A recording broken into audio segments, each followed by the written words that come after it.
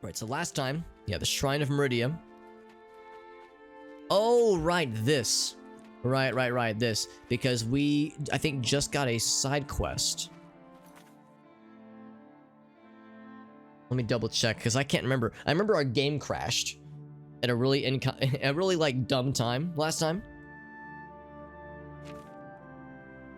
So yes, Meridia offered us a quest then. All right, so it must have auto-saved here, because I remember, yeah, the game crashed on us after accepting this quest. Cult of Necromancers to fight in the Howling Cave. Right, I remember this now. We have this one, and then we also have Molag Bal, who wishes for us to go to Brindleholm and cause some trouble there. So we have 2 quests with different Daedra lords and ladies. So let's see. So Howling Cave is technically nearby. Brindleholm is very, very nearby, as I recall. Where is it though? It's not here. That's Shardrock. Oh yeah, there it is. It's up here. So we could take care of that really quick. But our ultimate goal is, yeah, it's up by Cheydinhal. I think we're to go to these caverns here. I think that's like our current goal. So ultimately what we're going to want to do is we're going to, I'll either want to go from like around here, like around Frostquake Spire. I'll want to go here and go as the crow flies, or I'll want to hit up Cheydinhal specifically. I'm kind of leaning towards that. What I might do is maybe warp to the Roxy Inn, or maybe to this place here, and just kind of follow the path to Cheydinhal. And then once we get to Cheydinhal, just head north. Because I would like to hit up some shrines, some ruins along the way, you know, do some sightseeing. Oh, that's right, you're on the East Coast. That makes sense, Johnson. Yeah. See, second shift. Yeah, that makes sense. Yeah, so hour and a half from now, that means, yeah, that would be a second shift kind of deal. To be honest, second shift would probably be what I would prefer if that was an option. My workplace is a standard 9 to 5, or I guess 8 to 5, so not a whole lot of options there. But I would probably, if given the choice, I would probably lean towards second shift if that was available to me. By the way, Mr. Jet Dive, Mr. Dive, thank you, Jet. Thank you so much, my man. Jet Dive is a homie through and through. We've done lots of fun streaming stuff together, lots of PSO and Zelda randomizer and all kinds of goofy stuff. And Jet is always a good dude, always a good homie. And Jet Dive, are you doing some Majora's Mask tonight? You're doing some Majora's Mask, because I did see you're taking a trip fairly soon. JD's got a trip coming up fairly soon, and that he was sneaking in some Majora's Mask randomizer before he slinks off to vacation. I'm excited for you, by the way, bud. That sounds like a really nice time. So Suffolk is the name of, oh, okay, it's the name of one of the main regions. So yeah, Norfolk, Wessex, right? Yeah, I hear about those places. So Suffolk is the southern one then. Interesting. What's up, Level 98 Wizard? A crazy guy? I sure hope so. But yeah, thank you, Hatsuzu. Thank you, Alina, for joining in. Thank you, Mr. JD. How did the stream go? And the other question then is, do you have any clips you'd like to share? Because JD knows whenever somebody raids me, I try to remember to ask if they have any clips they want to share. If there's anything fun that they'd like to show off, because you've done me a solid by rating me. The least I can do is offer anything, that if there was anything you wanted to plug or shout out. Otherwise though, yeah, we're playing some Oblivion, and I guess we were just saying we've got a few things. Let's see, I was just looking at it earlier. Yeah, so we've got this to hit up. We can go ahead and knock this out while we're here. What we would do is we would probably go from maybe the Derelict Mine or the Grey Rock Cave and just kind of go as the crow flies. But first, we have another quest, and it involves going to Brindleholm. This is not for Meridia, this is for Molag Bal. His quest is much more sinister. He wants us to... Well, actually, hold on. What was the exact quest from Molag Bal? We need to find a gentleman named Malus Patilius. We need to, I guess, like, wear down his willpower and force him to fight us, and then have him kill us with something called the Cursed Mace. And if he succeeds in killing us, Molag Bal will bring us back to life. But I think his plan is to cause Melus to like go insane, or to push him to the brink, because he wants this man to suffer. So whenever you take a quest from an evil Daedra like this, you're gonna do some evil shit. Much like with the web spinner, the quest we did a few streams ago with that. Finish it next time. Excellent, man. That's exciting. Now, is it a solo randomizer, or are you doing it with some homies? Because the solo randomizer, obviously, that's a whole nother deal entirely.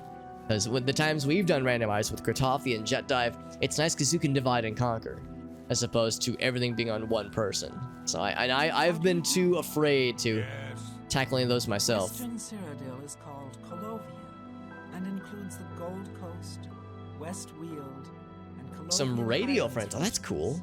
Radio friends, like people who like work in radio. That sounds cool. They say that slavery And also, yeah, so I'm grateful that you're able to divide and conquer and not have it all be on you. Because that would be too stressful for me, man. I couldn't do it. And freed the beast folk from servitude. Morrowind has always been a troubling place. Okay, I'm just gonna interrupt them because I'm getting Yes? impatient. I know of him, but I don't figure I need to tell you about it. So there's something he's not telling us then. You too. How quaint. Spinning stream Nintendo. Oh, that's right. I do remember this. Yes, I remember you telling me about this. So some friends from back in the day. That's great. Hello. Go ahead. Hello. I know of him, but I don't figure I need to tell you about it. So nobody wants to spill the beans on this lad. I bet we've They probably couldn't watch seen out this for person the before. rats. Thousands of years old and still work. I think we've seen this person, and I bet we've even talked with him before. So I think he's got his own house, and it's like more further out. Although maybe I should still, you know, pull the old bribery strat on one of those guys to get them to tell us a little something something. Yeah, we've talked to this guy before.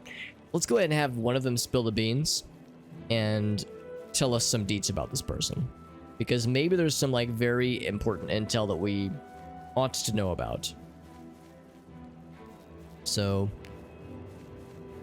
we'll go with this lady. Yes, Yes. I know. Right, I know of him, but I'm not going to Mountain tell you. ranges Right. rise to the borders in the JD, when do you north think your and next stream is east. going to be, by the way? Because I know your trip is coming up Marshes fairly and soon. Rainforests extend to the southeast borders. What? So 31. 31's not very high. Take care. Go ahead. So, 35 is better. good day. What Looking can for I who do? has the best disposition for This us. better be good. 31. Okay, so we'll do Take care. this lad. And we'll have to can I experiment do a bit for to you? find out what things he responds the best for. Next Tuesday, I got you. You excited for your trip though, JD? I'm excited for you. Now I'll be gone for part of next week myself. So I too have a trip coming up. Make it quick. So let's see how this goes. We'll have to keep an eye on what things does this guy respond to, what things does this guy, is he not a fan of. So let's experiment a bit. That's just not So funny. jokes are bad. That's enough. Coercion is good. You're full Boasting of it. is real bad and Goodness, Myers good. what can So I avoid say? the left and right. Avoid the left and right. Easy peasy. So a big good. No, you do me too much honor. Let's do I small won't that fight one. You. Sorry, Oh, whoops, I fucked up. You're full Oh, of I got it backwards, right. Alright, so we'll do this You one. win this one. Small joke, That's just stupid. pretty good Really admire, not. and small You're boast. full of it. We have to like work our way back after I damage this man's disposition of us. What a Small dumb joke, big No, admire, you do me small boast, blah, blah. big I coerce. can't That's argue with that's that. like the best we could hope for, because that propelled us up. That's I'm very actually gonna go and good. ask now. I know of him. Okay, still not. We got a ways to I'm go. listening. At least 50 probably. We can only do this so many times. Small boast. You're full of it. Shit. I guess I kind of won't fucked up, fight. didn't I? That's just really now. You're did okay, such though. a charmer. We did okay. Wasn't the bestest. Let's do You decent. win this one. That one. What a Small dumb joke. there. Big Really there, not. small You're there. full of 52. it. You're good. I know of him. He probably wanted to 70 then. It seems like that is so often the threshold for these kinds of things. It's never a matter of like need maybe 40, maybe 50%. No, they need like 70% Yes. at least. Like I said, we can only do this so many times. We'll do big You win coerce, this one. small joke, That's just stupid. Good. big admire, small You're boast. full of it. And then small What a admire. wonderful compliment. Oh, whoops, I You fucked up. think that's funny? Blah, blah. Oh, I fucked up. You got a point. Yeah, I fucked up. That was silly of me. Big You win coerce. this one. Small That's joke. Just stupid. What a what? There we go. You're So a up to big 60. fat liar. If I get it to 70, then we'll be in good shape. Big I can't coerce. argue with that. Oh, medium joke is Sorry, nothing I like that. don't. Goodness. You're 65, a big yeah, fat not the liar. bestest. Oh, this is kind of an You unpleasant win configuration this one. here. That's just stupid. That's Really? just stupid. You're full 65, of yeah, it. we ended up exactly where we started that one. Really Kind of now? roll the dice You're there. a big fat. I can't. That's 72. just stupid. All right, I think that's as good as it's gonna Alright, get. I get Disposition maxed, it says. I know of the poor man. Okay, here we go. Here we Did go. wonders for folks around here. There was no job too small for him. Killed off hordes of goblins when they attacked the town. Killed off a nest of minotaurs single-handedly. Damn, that's impressive. That's all in the past. Minotaurs now, are scary though. shit. Since his wife Vena died, we haven't seen hide nor hair of the man. Gone off by himself. Oh, poor guy. She was a good woman, and Melis loved her as best he could. He was off fighting when she died.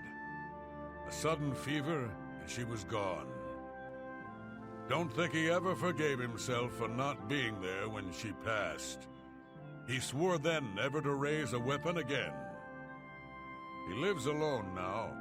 Moved into a cabin not far outside of town. It's near where he buried Vena. I understand he visits her grave every day.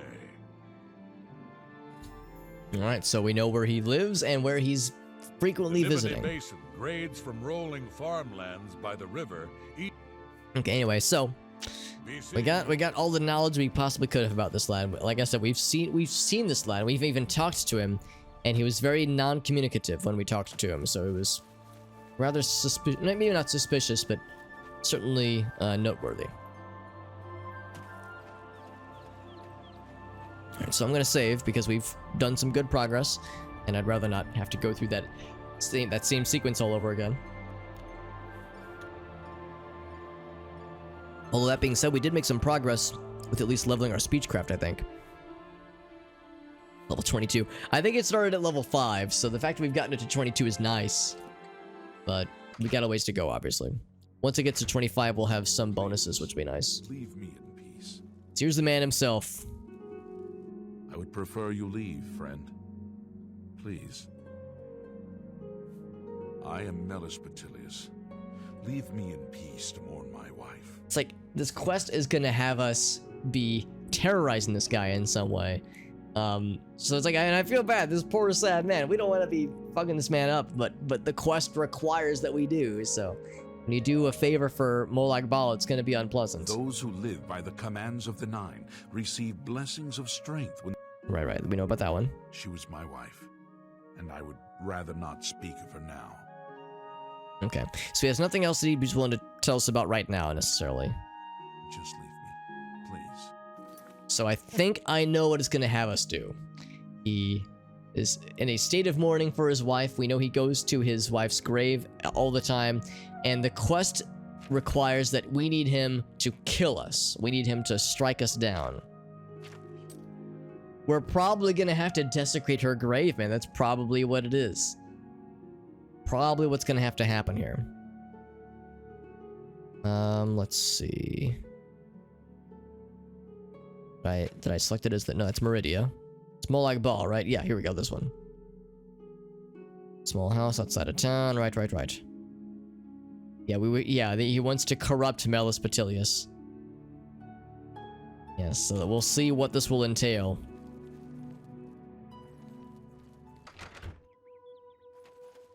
Of course, we don't necessarily know where the grave is. I suppose we could just follow him, obviously. I do like how he's just hangs around in his house in full armor, though. So he's ready for combat, even though he's saying that, yeah, he wishes not to engage in combat.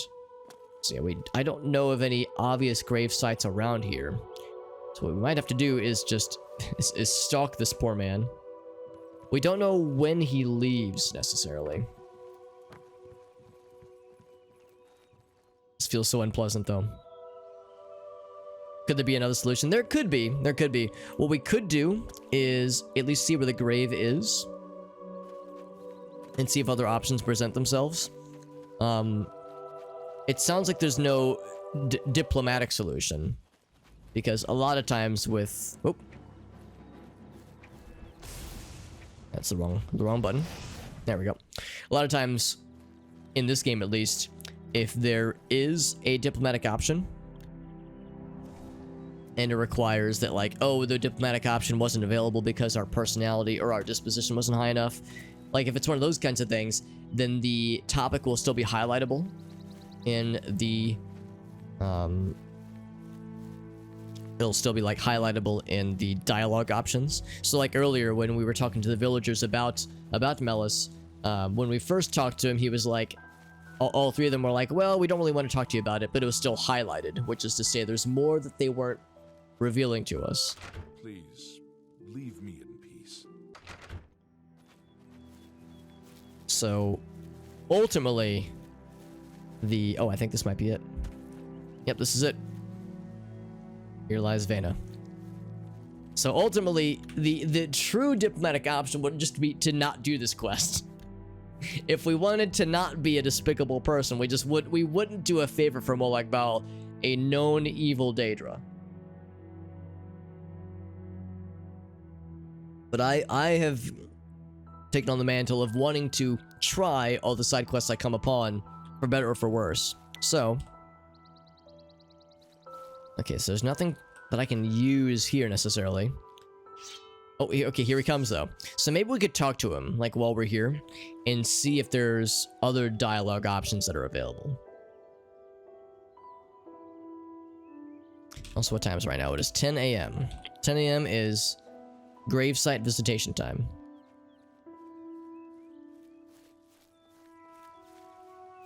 I would ask that you not bother me, especially in this place. This poor sad guy. It's like, I don't want to fuck with him. Please, I do not wish to speak of her. My wife is buried here, and I only wish to visit her grave in peace. It is a sacred place to me. Yeah, so no other options. So, like, because we could try the diplomacy option, but it would, from my understanding, it wouldn't reveal anything new necessarily. Just leave me, please. So, there's no, like, things we can dig up. I wonder if we do this. Oh. I would ask that... All right. So how do we make him mad? Please. Because it's clickable, but when I click it, nothing happens. It doesn't go. Did Molag Bal give me something? Is there something I was supposed to activate? Level 17, which we are. With the cursed mace. Did he give me a mace? Or is the cursed mace just the name of the weapon this guy's using? Oh, I have it. Okay. So maybe I need to talk to him with the mace equipped. Nope, okay. Just leave me, please.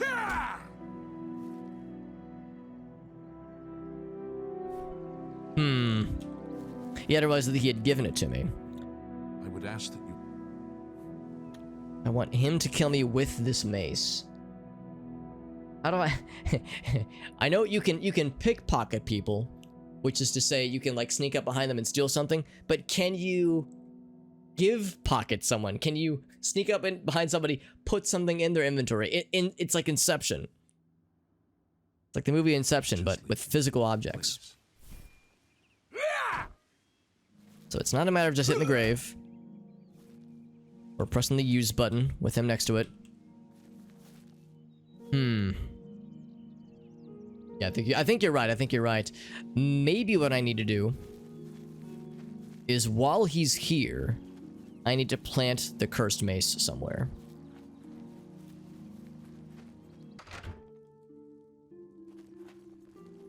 So maybe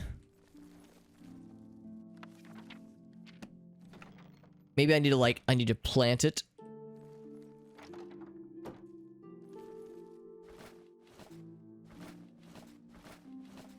And see if that does a little something. Nothing super obvious. Here, I'll carve it. I'll crack it open. I'll crack up one of his pumpkins and put him in there. Yeah, it's like, what if I put the mace in here?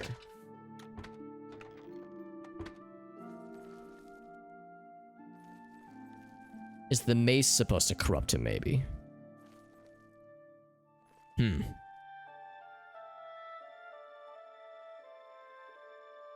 Oh, is that how it works level? So maybe all I gotta do is... maybe I'm overthinking this. Maybe I just need to plant it on the ground and just, like, slap him. And if he has no weapon, he'll pick that up, level 98 wizard. Maybe that's it. So... let's try that strat. Because here I was thinking we had to do something, like, super elaborate to get him to raise a weapon against me. But, yeah, I thought, oh, well, the Cursed Mace is the thing that he uses. So... we just gotta get him to attack us. I didn't realize the Cursed Mace is on our inventory, so we need to get it to him somehow.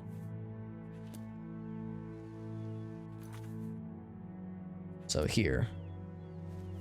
Actually, here, you know what? I'm gonna try the dumb strat. So let's do this. We were just saying I wanted to anti-pickpocket him.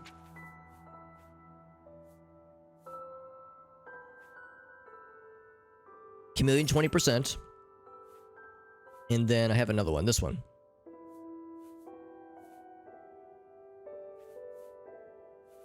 What's my other ring that I have equipped? This one, the Retribution one. So there we go, 50% Chameleon. I'm in sneaky mode.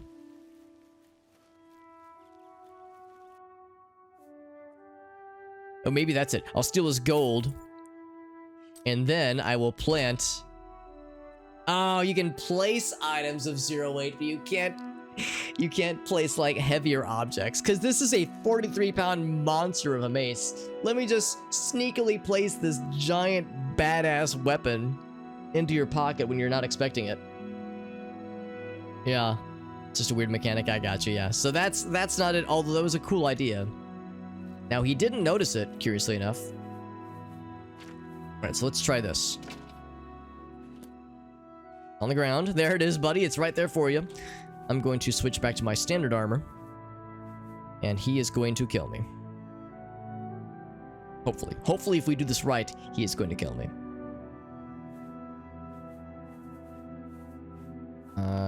Except I don't want the retribution ring, because I don't want to kill him.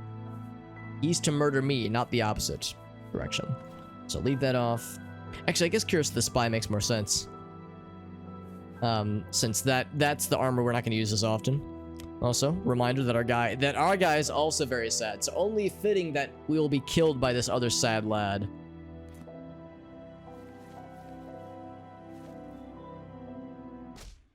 I have sworn not to raise a weapon in anger, but you have offended my honor in this most holy place. So that's all it is. Prepare to die. I didn't even, like, hit him with the big weapon. I just went and, like, meh. Although apparently he's, like, super hurt. Like, look how much health he lost.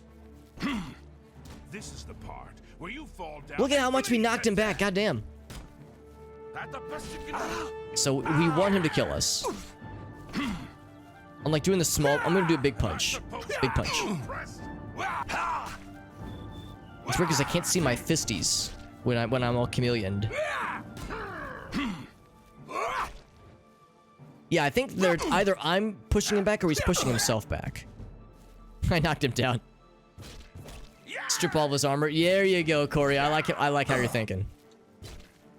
That's the best you can do. It's weird how chameleon makes you, yeah, kind of translucent. Alright, so he killed me, which is what we want. But then what's his name? Molag Bal brought us back. I've been transported back to the Shrine of Molag Bal. Alright, well, I can't see myself right now, and it's weirding me out. Look how sad we are. He broke my boots! That's so not cool, dude. Alright, so we've got this still equipped. Let's get our Ring of Retribution back. Yeah, it wasn't even anything elaborate. I just walked to him and just did the littlest, smallest little punchy, and that was it. That's all it took. To send him off. Alright. And then, do I still have my shield equipped? Yes. And boop, there we go. So look at that, back to normal.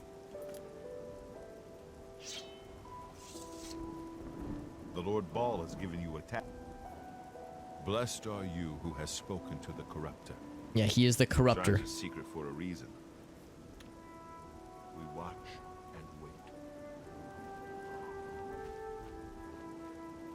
And by the way, you can just see out of the corner of our eyes the crackling of the Oblivion Gate in the distance. It seems you've accomplished the task set out for you. Well done. Another man damned, another ruined soul. It's kind of anticlimactic. I was hoping there'd be a little bit more to this. You'll get your prize, won't you? I think it was worth it, don't you? Keep up the good work, little mortal. We got a new mace, and we can't really use maces, so this quest didn't really do much for us, obviously. Maybe it'll be worth selling. It's quite expensive. Quite valuable, rather. Absorb strength and magicka. Yeah, if I was a mace guy, this would be a really good one. Looks cool as fuck. Looks very sinister. Very metal. Look at all the spikies on it. Very, very sick. I don't think it's Daedric, but it might be ebony. It has this red menacing aura. I mean, it looks cool as fuck, but yeah, it just doesn't make sense for us to use since we've spec'd very much into swords. But we have it. We have it. That made him happy. Now I'm kind of curious if we then warp back to Brindleholm. I'm wonder what state this man is in now. Because he didn't die, obviously. He killed us. You guys heard anything about this lad? Oh wait, I'll talk to the guy who likes us more. Good afternoon. A pleasure to speak with you. He's so happy to see us. Oh, nothing. Okay. Well, he's happy to see us. Good news. Others might not be so much. What do you want? But yeah, that's not even a subject for them. Easy. Go ahead, please. Goodbye. Also, noticing they all have like really fancy looking greaves. I think that might be elvish, maybe?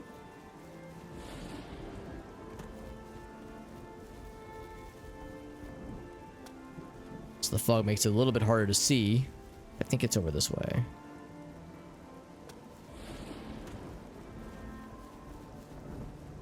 I want to see what state this guy is in now. Except I can't remember where the guy's place was located. Oh, there it is.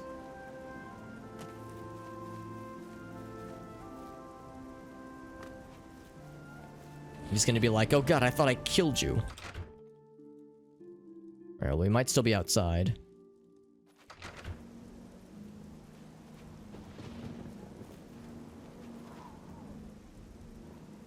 Let's see.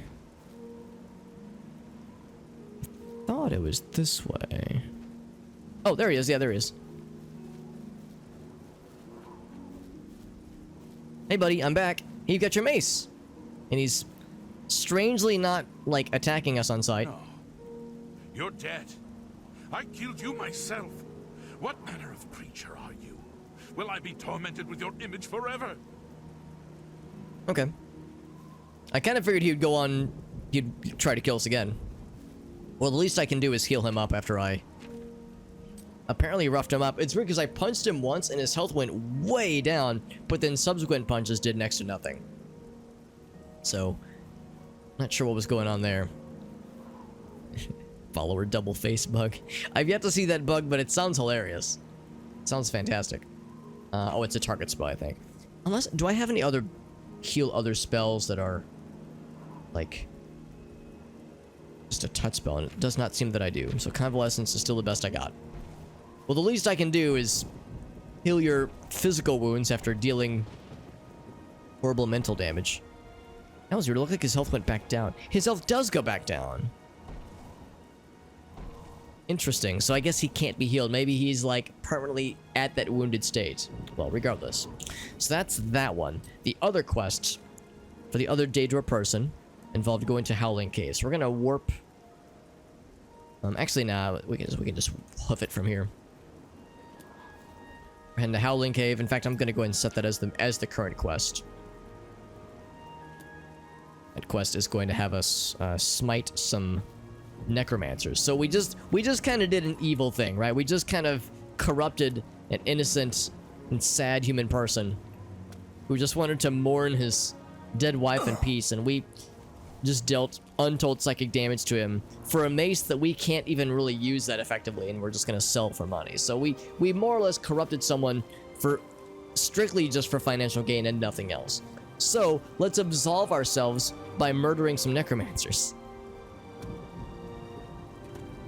I mean, arguably necromancers aren't exactly good people in this game, although I don't know, I mean, that was a central theme in Morrowind, and at least they had some justification sometimes. Doggies crying for dinner. Oh, yeah. Yeah, doggies or just animals in general being like, what the hell, man? It's dinner time. I need food. And then it's like, dude, we don't eat for another like, you know, however long. It's like, what are we doing? This is, you're bitching at us prematurely. Dogs or cats like go into their empty food bowls being like, I'm dying, I'm starving, and it's like, dude, you ate 3 hours ago. What the fuck is wrong with you, man?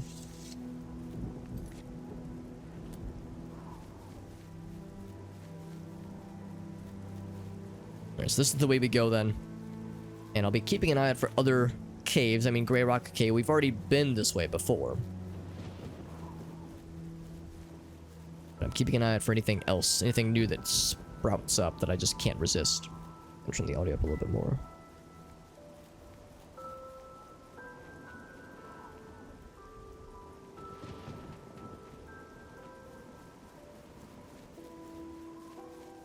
And is this a set of ruins? There's a fort we've not been to before. So this is something new indeed. Oh, never mind. This is just a shrine, but there is indeed something else that is new.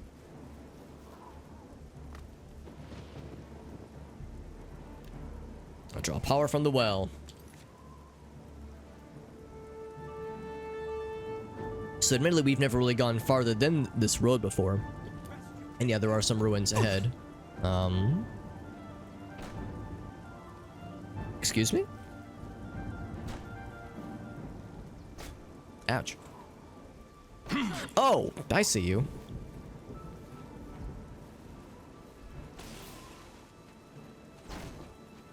Can I get my sword out? There we go. He's a purple man. Much like me. From one purple man to another. Yeah, he was a Dunmer. That's why I didn't want to use the fire spell on him, because I knew it wasn't going to be as effective. He had nothing on him. Nothing at all that interests me. What he gave me was a bunch of oh, glass arrows. Wow, that's fancy. So he had glass arrows. Oh, there we go. I was gonna say he has them. I will take those glass arrows. Which means they're still on our person. So yep, there they are. I am a human pincushion right now, alright? Sticking out the other side, I know, man. Glass arrows, that's the good shit. If I was an archer person, I'd be very excited at that prospect.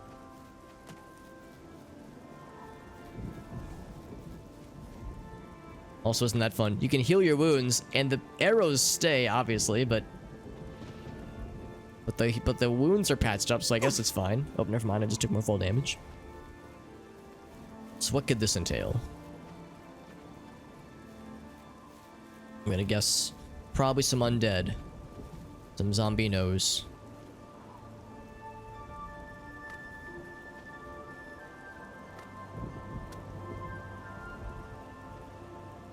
I want to see if we can get up this way. Here we go. Sometimes we get lucky and there'll be like item caches in these kind of harder to reach spaces. No such luck here. Fucks me up how high we can jump. And I think to myself, I will sometimes think to myself, wow, our jumping must be crazy, crazy good. Our jumping is actually just kind of okay. Our acrobatic skill is like in the, I want to say the 50s right now. Which means that, here we go. Yeah, 59. Which means that there's like, if you can get your acrobatics way, way higher, then you could probably jump twice as high, which is just insane to me. There's no bad guys. This is very strange. I don't know how to react to the fact that there's no bad guys. I was expecting monsters or undead or something. I mean, undead kind of are monsters, but I mean just more generically. Oop. We got a treasure chest with the water breathing potion, cool, or maybe water walking, and not much else. All right, well, next thing is to hop back in here then. Gonna grab one of my torches, venture in. One of my many stolen torches, apparently.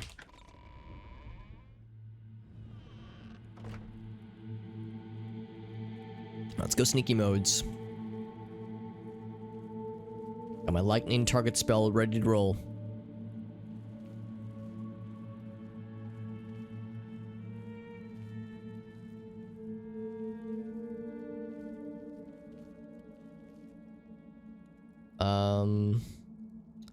Are those just plain wolves? As you know, they're standing very close together. This might be a nice time to use... it's not... I mean, yeah, weak fireball is okay. There's a better one that we have, though. Is it this one? No. It's gonna... It has a radius. That's what I'm looking for. Heat blast. That's what we're using. Actually, is it what we're using? Yes, that is. Flash bolt. Yeah, there's... Oh, it's this one. Firestorm. Has a nice radius to it.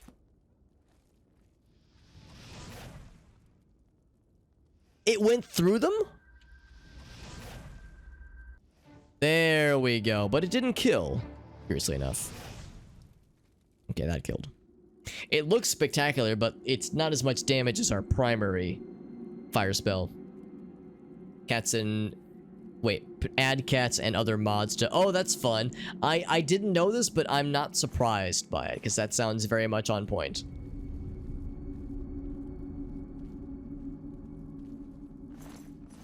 Since I've never played Skyrim, I haven't, like, even peeked at the modding scene for Skyrim, but I'm sure it's probably bananas, because the modding scene for Morrowind, a fairly niche game, is very, very... it's quite varied. There's a lot of mods and a lot of different mods doing different things. Oblivion, same story. Obviously, Oblivion is less niche, but still, there's a lot of mods for the game, and it's extraordinary. But Skyrim is like a mainstream crossover success. So you get more people playing the game, of course, there's going to be more people interested in modding it. So, you know, it makes perfect sense. You're going to have even more wilder and crazier things to do and see when it comes to the modding scene in Morrowind, or in Skyrim, rather. So I do not doubt it in the slightest. It's definitely a baddie.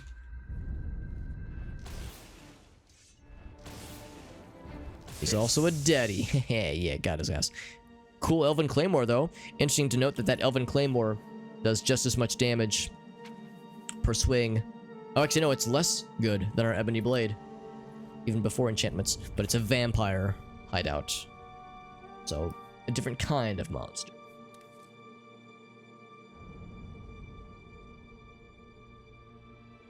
Very good. Have a good night, Alina. Thanks for stopping in. Appreciate you joining in from JD's raid as well, my friend. No, I know it is getting kind of late for some time zones, especially. I'll likely be going for another... probably 3 or so hours, most likely. Maybe 3.5. So many mods. Yeah, I cannot imagine, honestly. I really can't imagine just how many there would be. Because, I mean, of course, there's Nexus mods, the standard... Or there's Nexus mods and mods DB,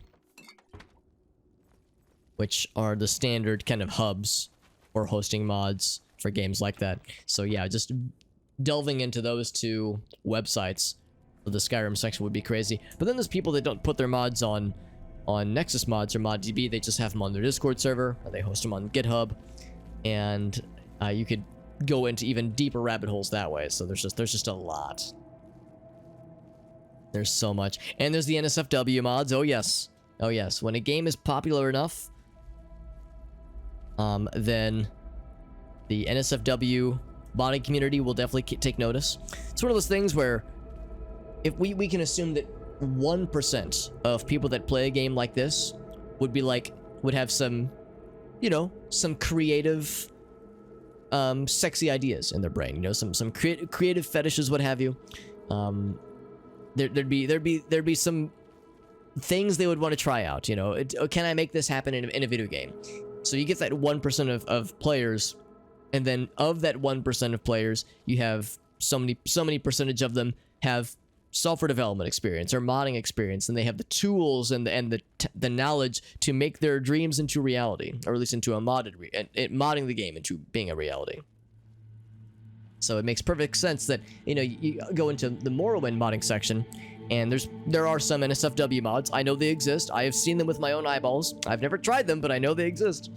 And you go, okay, yeah, that makes sense. That makes sense. And then, yeah, I haven't looked at Oblivions, but I would assume there's probably more. But then with Skyrim, I would imagine it's a fuck ton. Probably a absolute fuck ton. And the game is like super popular, so it is not shocking.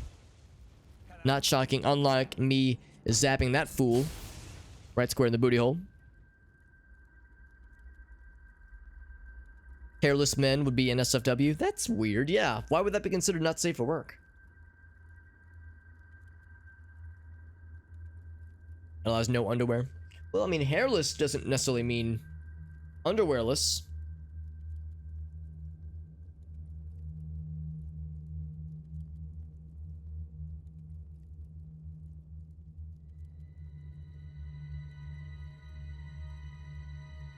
Yeah, interesting. Yeah, that is kind of strange. Yeah, that a hairless men mod is considered an SFW.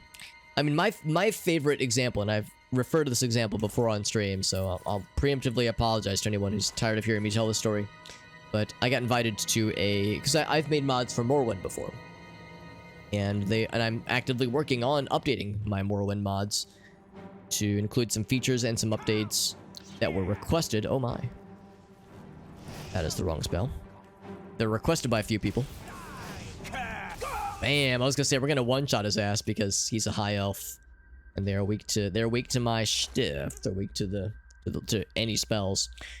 But anyway, yeah. So I got invited to this Discord server, and it's all about Morrowind modding specifically. There's probably another server for Oblivion modding, Skyrim modding. There's probably hundreds of Discord servers about Skyrim modding specifically. But anyway, they have different sections for different kinds of mods. Here's a section for discussion regarding story mods, lore appropriate mods, cosmetic mods, bug fix mods, you know, all these different flavors. There's a little section at the bottom for NSFW mods. And I was like, and at the time I was like, oh, I didn't realize that people made mods for this game that were considered NSFW, but it makes perfect sense. My curiosity is piqued. I wonder what kinds of things people are into. Within a very small amount of time, I found a mod that allowed impregnation, a breeding mod, and I kept scrolling, saw a couple other like things along that line, like more elaborate means of breeding with NPCs, and I was like, all right, I know this exists now. Am I bothered by it? No, not at all. Does it like bother me? Not in the slightest. Am I like, oh, I gotta try this out in my personal time with my pants off and all the blinds closed? No, it's not really what I'm into, but you know what? For those who are down for it, then by all means, enjoy thyself, and life is too short to let people be judgmental asshats about that kind of shit. But I was like, I didn't know this exists, and now I know it. So, and that's just how it goes, man. That's like, welcome to the internet, where it's like very easy to learn about these things existing in spaces that you thought you pretty much knew everything about. Like, oh, Morrowind, I'm the Morrowind guy, I know everything there is about that game. But I still have much to learn, clearly. The pregnant NPCs. I can't remember if there were screenshots, because this was just like, this is a Discord server, so it's like discussions about certain mods. A very hard lock, you say. I mean, I could crack into this prematurely, and I'm gonna. Because they might have just had links to, like, the mod download page on GitHub or Nexus Mods, what have you, wherever it was being hosted. There were probably screenshots there. Yes, in Rule 34, it's inevitable. It's inevitable. My options were to either be, like, offended by it or embrace it. And I very much prefer the latter. Just like, you know what? People are gonna get horned. People are gonna get horned on main. You know, who here, raise your hand if you've never ever in your life been horned over anything in your life. No one's raising their hand right now, right? We've all been horned with something at least once before in our lives. Sometimes maybe even related to video games, all right? I'm always happy to proselytize about my waifu Midna from Twilight Princess. I'm mostly joking when I talk about swooning over the old, like the final form, Twilight Midna's true form that you see at the end of the game. I'm mostly meaning when I say that it was love at first sight. But it's like, I get it though. I get it. Sometimes you play a video game, you engage with a fictional universe, and something tickles your pickle and you go, ooh. Like, who am I to judge? Also, look at that. A very hard lock for 5 goddamn gold. Ain't that some shit?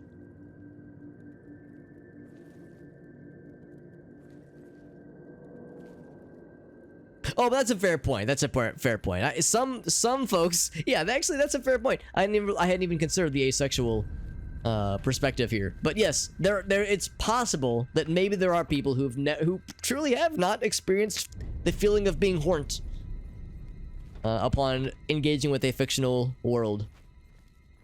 Because yeah, I realize when it comes to asexuality, there's different. Oh, Shadow Banished Wine. That's awesome. We need that for a side quest. Yeah, I realize there's different flavors of asexuality. But yes, there might be, yeah, individuals who are asexual who, yeah, truly have never gotten the horniness from video games or from other things, from other universes and such. Fictional worlds and Rule 34 interpretations of things. What is horned? So you know how on keyboards, if you're like typing a word and there's like some common typos, like owned became pwned in the early 2000s, late 90s, early 2000s, because of a common typo. Horned is horny, but the Y was typoed into a T. So it's a dumb way of saying horny, but it's also like fun and not as common. Like a less common implementation of horny. Also, this looks very ominous. Oh, there's some people. Oh, she's got a rat friend. I selected the wrong spell. She is resisting something. Oh, no, she's dead. Never mind. I was gonna go for the blade. But she went for the dead. Vampire dust, all that shit. Just a plain ass war axe. That's kind of boring. She was a healer. Did her little good, it seems.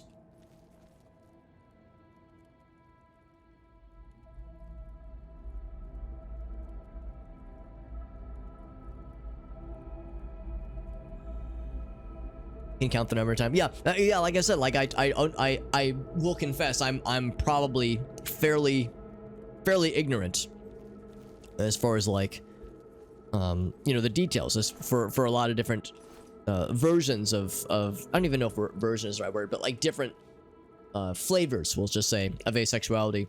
Because some people, when they hear asexuality, they think like this, you know, this person has zero feelings of sexual attraction ever in their entire lives. And maybe for some that's the case. But yeah, I recognize that it's not quite that clean cut. There's plenty of asexual identifying individuals that, yeah, that, you know, there are feelings of sexual desire, but it's more specific, and it's, you know, it needs to be more dialed in. Plenty of asexual folks still feel romantic desires and whatnot. So, or like there are certain aspects of sex that are unpleasant to them, and yeah, it's like everyone's situation is different. But I can't pretend to. That's a fair point. That's something I should probably be a little bit more considerate of, you know, when making blanket statements of like, oh come on, we've all been horny before. It's like someone in the back might be like, not me, Alex. It's like, yeah, that's valid. That's perfectly valid, actually. Let me take that real quick. Yeah, that's probably the term. Like it's a spectrum, much like a lot of sexuality. A lot of sexuality and gender identity, so much of it is a continuum and not a yes/no flag. Joke about Lucina. Now, JD, we can all agree Lucina is no joke. Okay, Lucina is our goddess and savior. All right. So, what I'm trying to say, JD, is that your opinion is of the correct opinion. To have your correct levels of obsession. Also, I cannot. There's more up here. Ooh, but there's another path. In fact, that might be the last path. Ooh, excuse me. Fight to the death. To the death or to knockout. Death is too mean. Yeah, death is... it's extra spicy when it's to the death.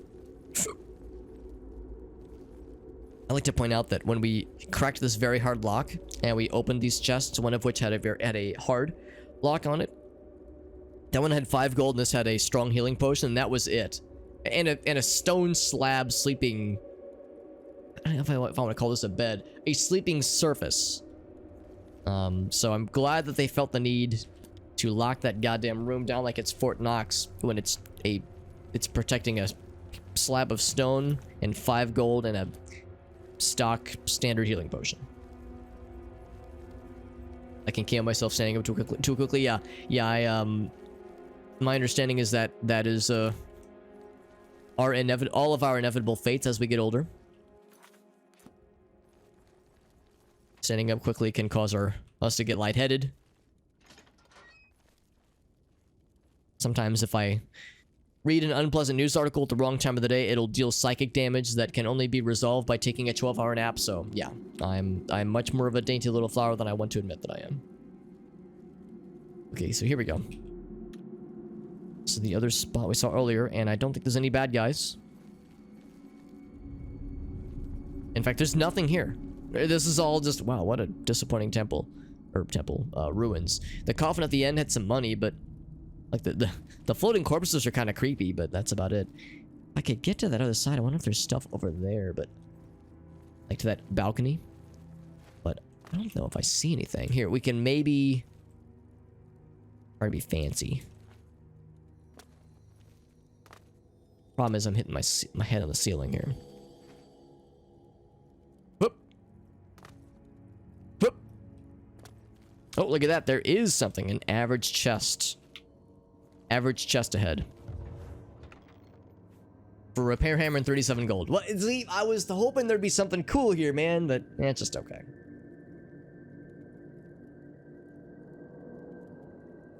Oh, that's a good point too, Johnson, because yeah, you've mentioned before lots of the health stuff you have to deal with. So yeah, for Johnson's case, it might be closer towards really getting put out for a bit. It's like, yo, I gotta tap out for a bit, fam.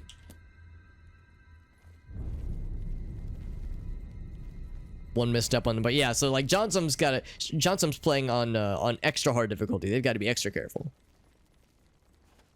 Also, that is it for this dungeon. Really short little dungeon arena.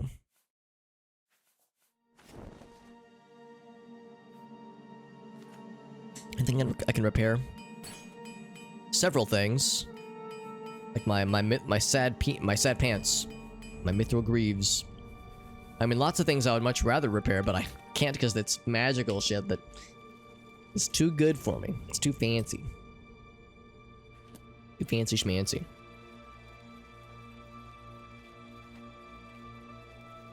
Definitely hard difficulty.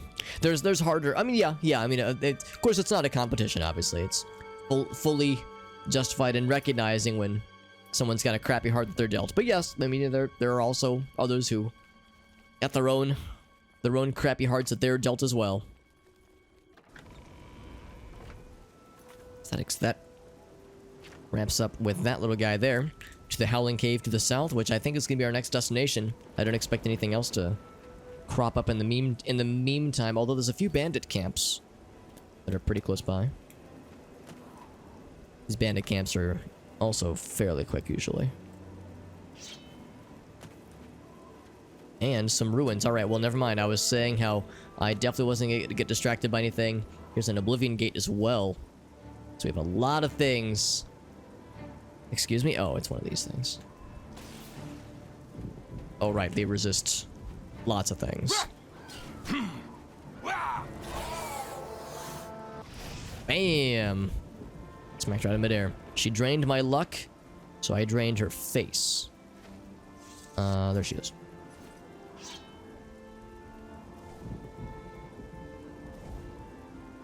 So yes, lots of fun things. Restoration increase, very good. Yeah, so hard mode. Maybe not very hard mode, but definitely hard mode. Yeah, some definite debuffs. Definitely a challenge run. Whiteflare, good to see you, bud. The Saga of Mr. Plum, yes. Sadge Plum would have been an also valid, valid surname. Plum. He's a plummy boy. It's good to see you, Whiteflare. These goddamn Spriggans, man. Yeah. I'm glad we've kind of found a good pattern for fighting these things, because when they heal, it's awful. But now that we've found a good pattern for single cycle them, it makes it a lot easier. Bruised tomato, yeah, bruised tomatoes, plums. The possibilities are endless, my friends. You've got a fancy oh, you both have fancy weapons, but that's like red. Today you die. I think they both just like hit me with some dumb, stupid ass debuffs. They also healed up. Oh wow, that hurt. Oh, I missed. Jump on my sword Ouch. while you can. Might have to go for some heals in a bit. Oh, yeah, I should have gone for some heals. It's okay. The autosave was pretty recent. I was waiting for, as always, I tend to try to prefer going for healing myself with healing spells, because I like to raise up my restoration. But they got me good. They got my ass good. What I'm gonna do instead is check out these areas first. So we have an Oblivion Gate to add to our radar, or to our map, and another bandit camp.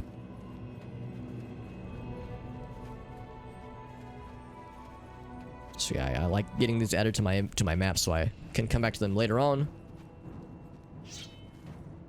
Something has caught my scent. It's these big bastards. I spy with my little eye a big bastard. Oh my god, it's so nice being able to truly damage these things. As fire, they resist quite easily, but lightning is a different story. Actually, you know what? I'll take your teefers. Give them to me. Don't know if these, let's do an experiment. Do these take more damage from lightning or from ice? Ice or lightning did that much damage, and I think I have an ice spell that is similar.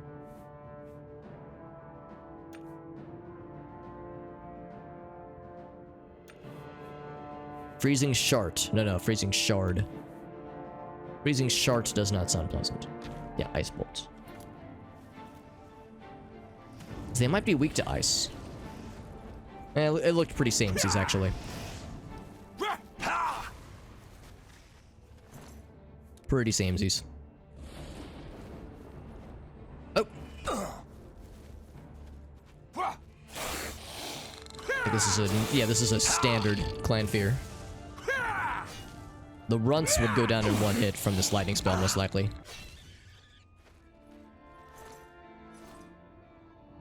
I'll grab that for now. So that's probably it for now. I need to get lots of heals though. Yeah, look at the little claws that splay out from these things. It's almost mechanical, kind of, sort of, like a biomechanical structure. So yeah, we will most likely want to come back to this place. Probably as part of the main quest in the future. And I should be saving more often. I would have saved myself some trouble had I saved earlier. So here's one bandit camp. I see a wolfie. And I don't see any peoples, which is a little bit surprising. Of course he would move. It's a good thing he didn't notice that little spot of heat pop up behind his little booty.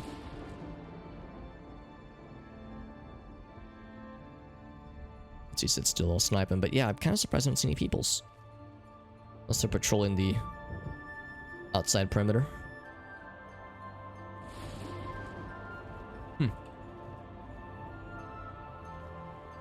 So I was hoping I'd, like, get the drop on him. I'd, like, hit him from afar. Boop. That happened earlier, too, where the hitbox is a little bit weird. It just kind of goes through the body sometimes.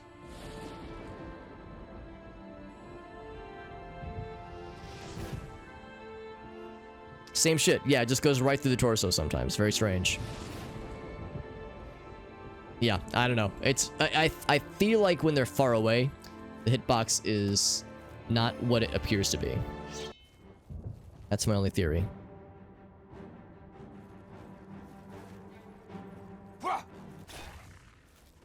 And it took him down in one hit, though. Dog. They're roasting a rat. We have a name for this place?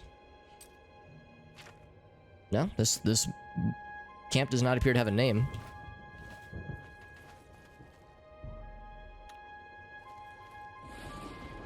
There's 3 beds here. And lots of food. Not, maybe not lots, but some food. Well, some ruins further that ways. Our main destination is over here, obviously, but then there was the second bandit camp. Where those 2 extra scary folks came through. There's the actual ruins themselves.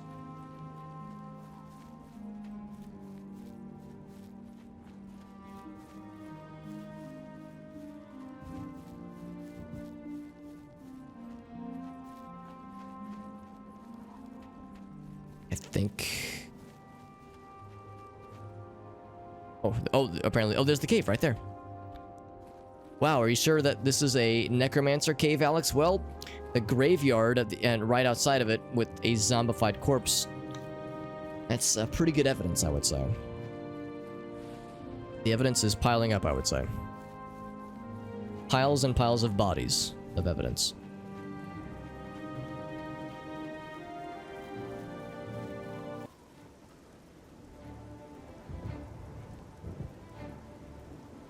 Okay, here's one of them. And a motherfucking bear. Oh, it's from a Spriggan, almost assuredly. There it is, yep. We kind of two-shot that lady, though. I wonder if she got hit by the bear. Because they probably wouldn't be on the same side. Ouch.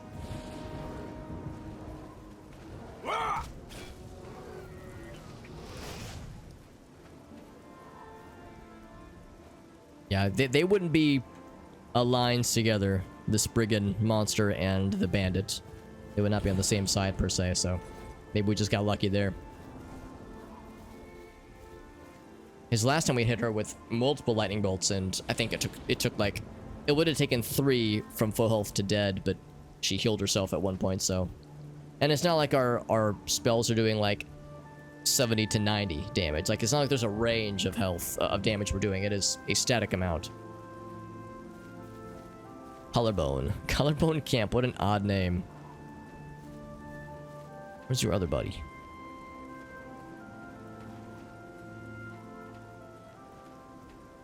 There are enemies nearby. Take all your food. That'll show you. I don't know what it'll show you, but it will show you. I'm being very stealthy right now. I'm just jumping around. Where's the dude? There was a dude with like fancy armor. What's up, Patrick? Need a rain jacket with all this storm that we're having. Well, it's not just that, it's a thunderstorm, and we're also wearing very metal armor, wielding a sword around, so we're more or less like a walking lightning rod right now. Climbing on top of a hill. This is not exactly a smart move, necessarily. The house decor, that's what we have a problem with, right? There's another Spriggan. Now, that's not what I'm looking for. There was another armored dude that had a very scary axe that contributed towards us dying earlier.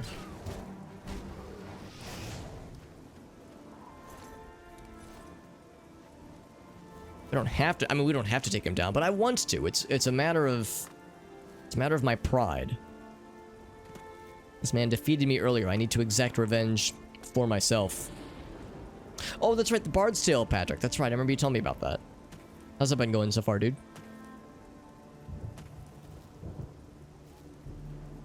Okay, now it's not saying there's enemies nearby, so maybe he got hecked. Maybe he got by one of these bear summoning Spriggans.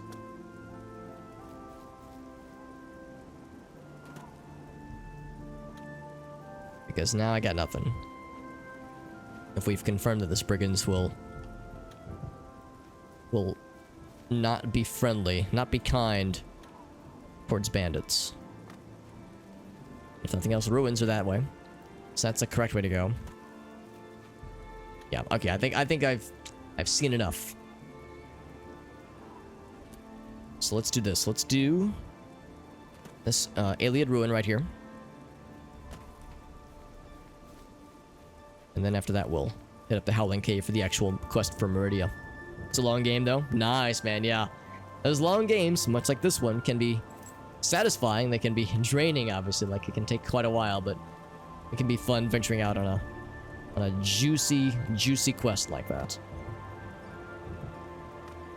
Nornelhorst.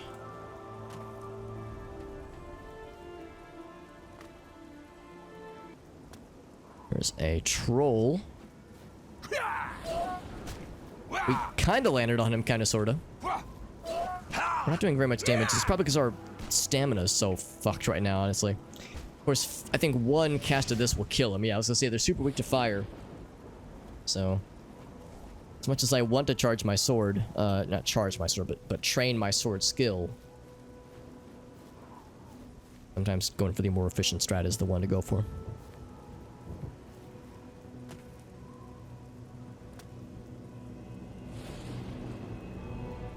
So we saw the entrance. I'm looking for anything else. Anything or anyone else. These ruins can have like cool things on the exterior, but this one's looking pretty minuscule.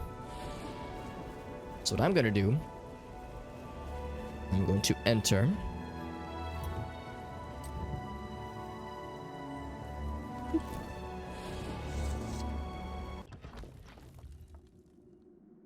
I'm going to enter, but I'm going to do a quick save, and I'm also going to take a BRB. I need to use the restroom.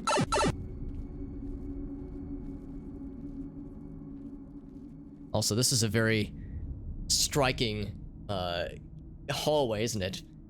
That it's got like these archways. The spiderwebs are, of course, very cool. But this like blue, ominous, almost like moon-like, lunar-like glow to it. It's very enticing. Now that's probably where we're gonna exit later on. That's where it's gonna spit us out. This would be a really sneaky place to put a tripwire for a trap.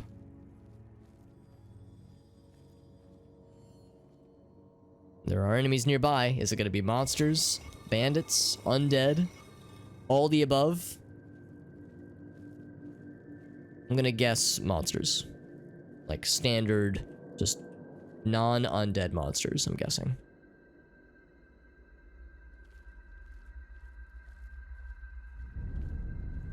Now I'm the time to make sure I don't forget about the tea. To remove the tea bag, because again, with herbal teas, they can get kind of bitter if you let them steep for too long.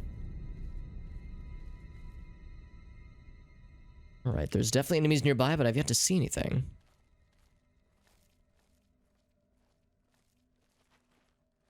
Are they down below?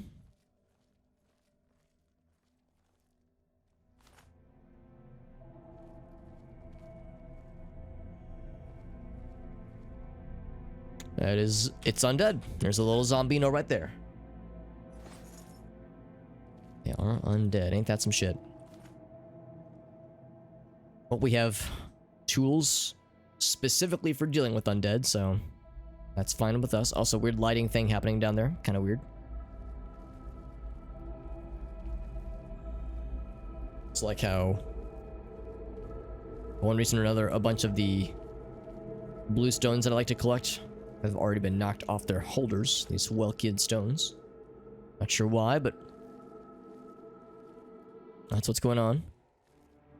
Has he seen us? He has seen us. I missed the turn undead, but that's okay. I think fire's our best strat here. In addition to just turning him to make him sad. Headless zombie, so he's, you know, one tier up from the standard dudes. Yeah, I got one hit on him. He'll be back. Gives me more time to grab more stuff. Oh, it is probably vampires. Probably. Vampires or possibly summoners, but that dude has full armor, so my guess is vampires. Which means our fire spell will be double useful here. Vampires are big fans of not being on fire. Big fans. Big fans. Tea is done steepening.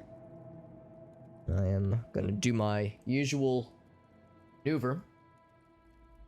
Get the trash can and kind of toss it this way. Yep. Keeping an eye to see if that zombie comes back. I'm just gonna pour a little bit of tap water.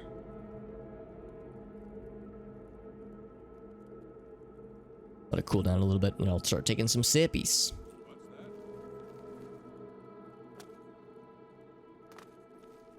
It's kind of sad the guy didn't come back. I thought for sure that he would, although is that him right there? No, that's another dude. Most likely a vampire dude. Oh my god, he walked into it. That's perfect.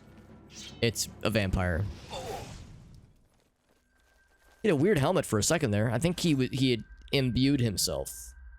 Or bound. He had like a bound helmet, I think, for a little bit there.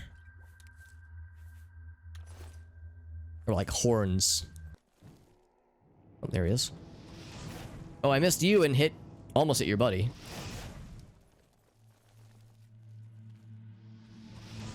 Okay, well, that's en route. Let me grab these. Oh, he's fancy. You got lots of armor, don't you, buddy? A vampire warrior. Oh, he gave me the vampire common cold. It's an easy fix, obviously. Your dark shirt is very strapping. Ebony gauntlets. Wow, we got ebony stuff now. Fancy. And we're getting to that point where ebony gear is starting to pop up. It looks cool. Also, my torch did runt out.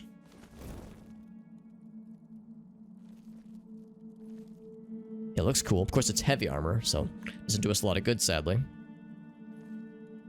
Orcish shield. Should I grab it? I mean, it's not. It's like pretty valuable. It's fairly heavy though, and I'm thinking probably not. But what I will do is cure myself of the vampire common cold. So that'd be good to not have. Good to rid myself of if I can. Hey, doggy. Be on self. Cure disease. Boink. Not so bad.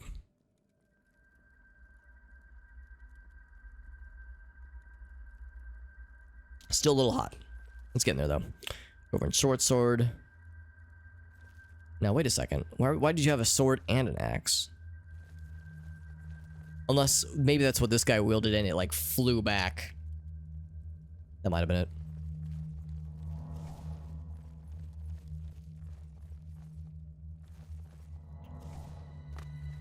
So it's a vampire and undead party. Interesting that vampires and undead are able to coexist in the same dungeon. I just assumed that they wouldn't get along, but...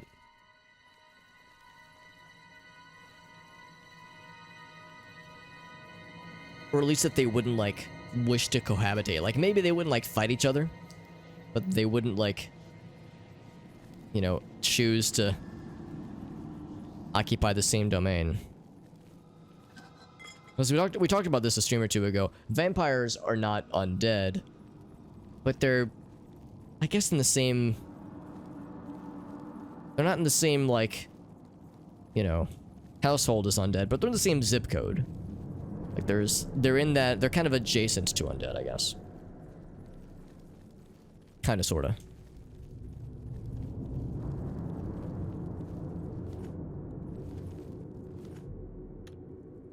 Oh, and I'm overburdened. I'm not surprised. I should, yeah, in fact, I should make some potions real quick. I got too much crap on me. Or I could drop some repair hammers. Because... I should repair things until they start breaking on me, I guess. I'll make some potions too. Actually sounds nice. So I'm definitely hanging on to some stuff that I could bear to part with. Actually, yeah, what does this have? This has... Paralyze would be nice. Paralyze or cure disease. Paralyze as a poison would be nice. Looks like there is no such option, though. No cure disease either? Damn, dude.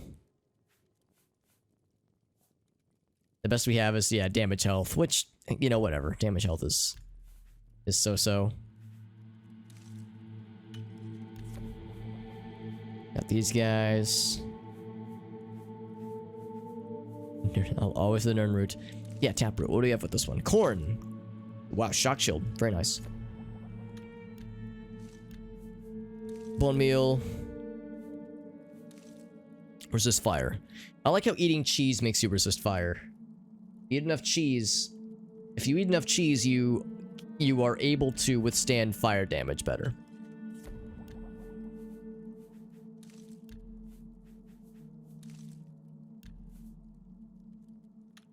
No, I question how realistic that is in real life. But man, I sure hope it's real. Oh, there we go. Damage, personality, restore fatigue. Perfect. Just what I wanted. Scales. Damage, health. Perfect. An apple a day keeps the health away. As we all know, that is the nursery rhyme. What can onions do? Not much. I want to keep the glow dust and sell that separately. That's a good point. Yeah, there's the melted flambe cheese. There's a thing with Greek restaurants and Greek cuisine. I can't remember what it's called, but there's a cheese dish. Usually it's like an appetizer that you can order at like Greek restaurants. And it's like a little, I think a little cone shape maybe. Like almost like not really a volcano, but like a little cone shape to it. And they douse it in this oil that is flammable. What they do is they'll bring it out to your table and then they'll light it with a match. And it like flares up very briefly. It doesn't like burn like for very long, but for like a few seconds it's on fire. And what happens that when they do that, you're supposed to say "Opa," which is Greek for something. I don't know, but yeah, there's a Greek restaurant my mom loves to go to. That's always good for special occasions and anniversaries, and that's one of her favorite things to order. It's like an appetizer.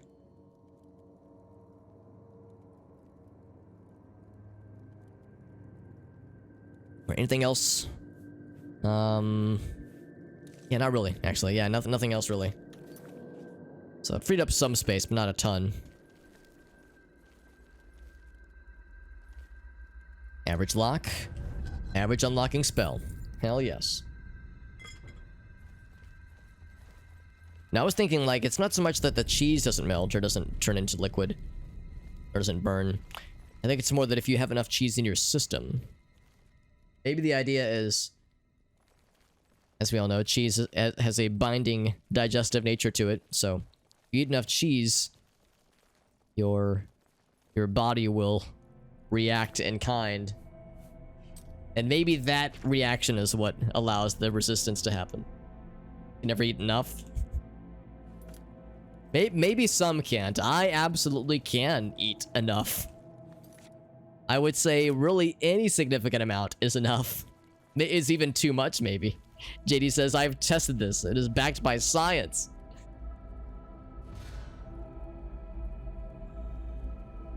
You gonna go back up, or do I have to jump over you? Actually, I could just be a sneaky man's and like just ignore this whole exchange. Just sidestep my problems. Are you a person? No, you're a person though. I don't want to fight a zombie. I want to fight a vampire. I was gonna say it's gonna be a one-shot because he's a high elf. So you get the fire vulnerability because they're vampires, and they're a high elf and they take double damage from all magic anyway. That Orcish Cuirass can protect you not.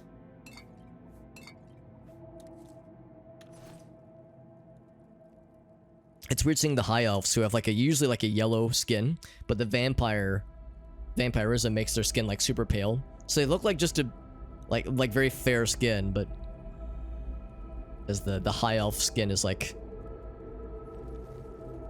getting affected by the vampirism.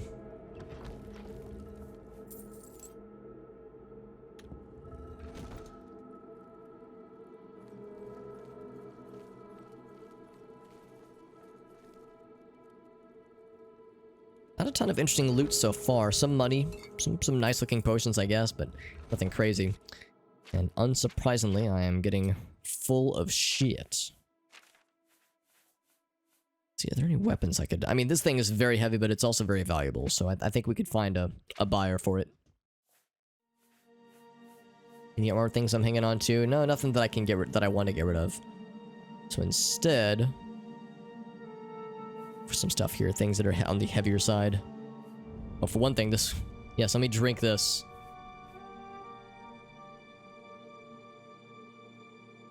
Jaundice now bind. Yeah, maybe that's what it is, yes. Yeah, jaundism.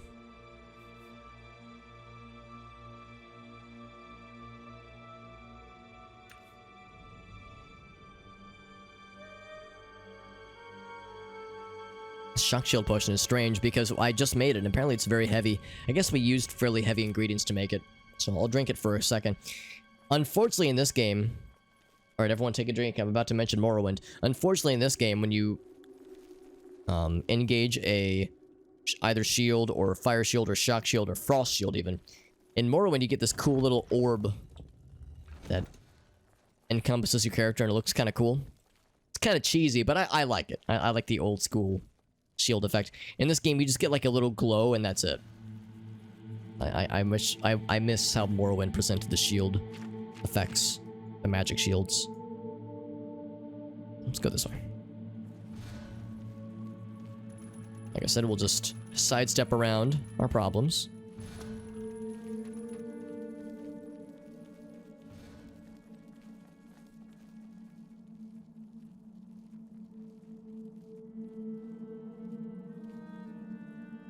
We get a sneak peek of what to expect. Just a lot of blue. A lot of blue glowing moon glow. That's all I got.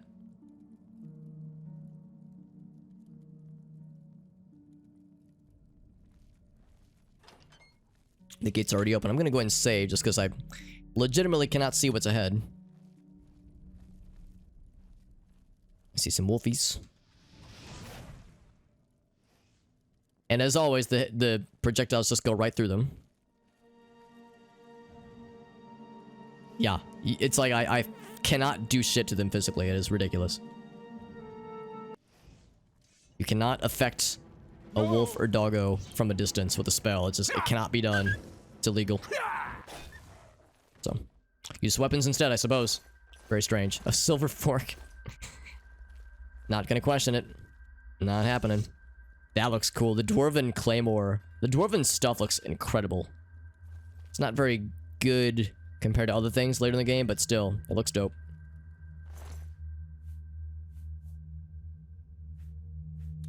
There's some vampire dust, and that's it. And chainmail. I see a lot of chainmail wearers in this late in the game. Over encumbered. Yeah, I think we need to stop picking these things up, methinks. Unless there's anything, like, cheap and crappy I should drop, but... we'll drop all these things.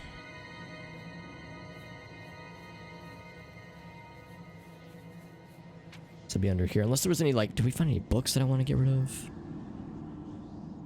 Yeah, alright, we have all 4 of these. Oh, I don't need these anymore, do I? Oh, well. I've got them on me.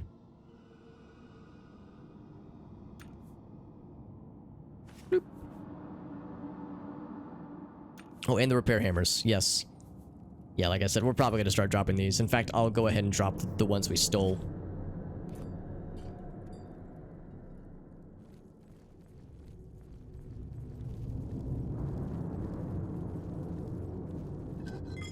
Oops.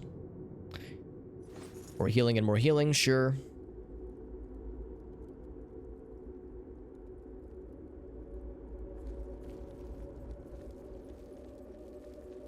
Nothing on the outskirts. Nothing there. Alright, let's tread forward and brace ourselves for more vampire encounters.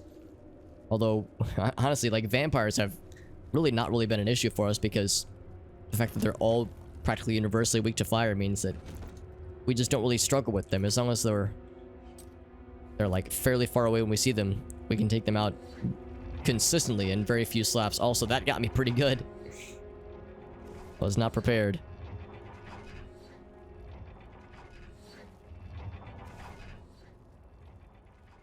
I should have noticed the slats in the wall.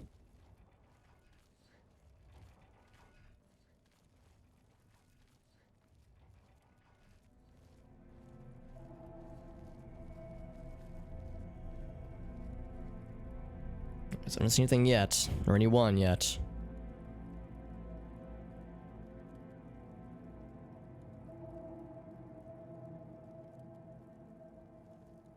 Ghosts in here.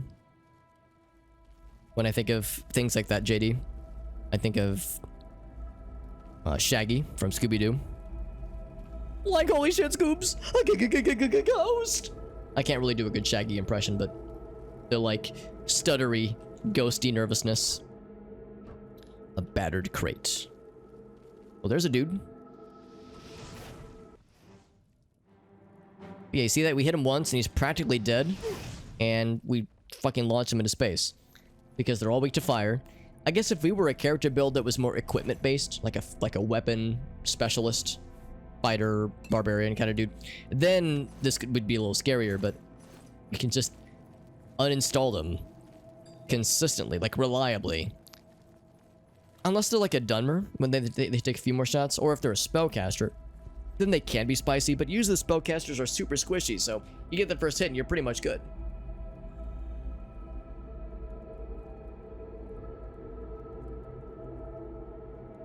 Well, there you go, JD. Yeah, this is just an elaborate Phasmophobia update or mod.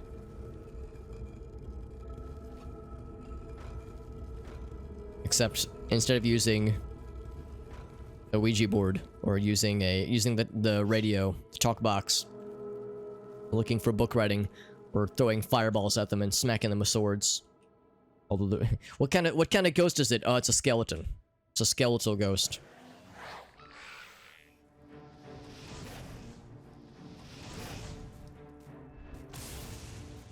Seems like they resist all those damage types.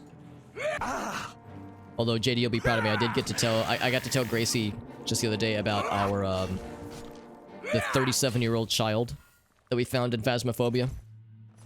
I can't remember the context, but I think I was joking about me being childlike, and I was like, I'm a 33-year-old child, and I was like, actually, we got to experience a 37-year-old child in Phasmophobia. So it all works. The 37-year-old child, yeah, that was a good one. That was definitely a good one. Yeah, I'd definitely be down to play. Oh, he summoned another buddy. He summoned another skeletal friend. Definitely be down to play more Phasmophobia in the future. Phasmo in the future with that also has a PH, by the way. Oh right, I'm supposed to turn him. Turn, baby, turn. Oh, he cannot be turned. That's what's going on here. Man, that's what's going on. He's unturnable. Because he is a champion. He's also almost dead. Ouch. He likes putting me on fire. And being on fire is a pain because can't really see shit. Play more of scorching. It was definitely scorching me. Yeah, like the fire is more annoying.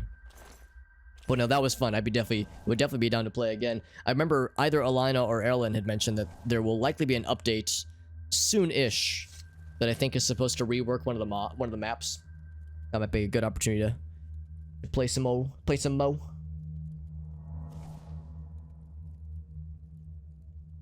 Just a Dwarven Claymore. I was hoping to be something fancy.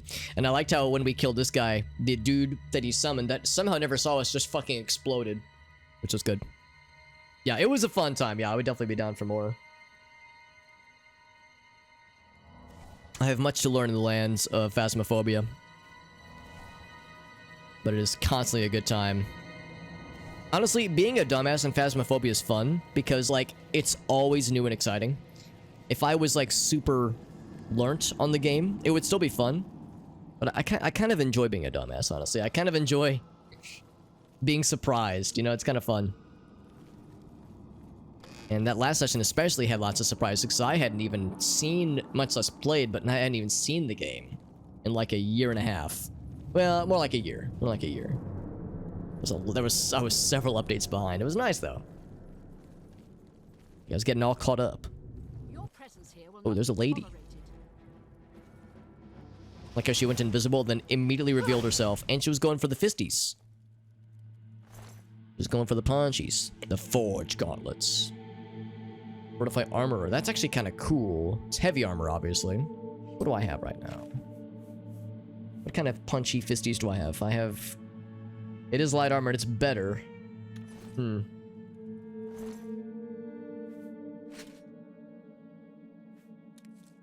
Pretty tempting. Pretty gosh darn tempting.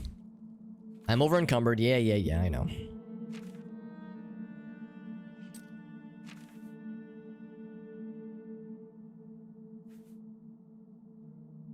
They're pretty heavy and they're not that valuable. No, you know, I think I might hold off. For a minute there, I was like, well, maybe.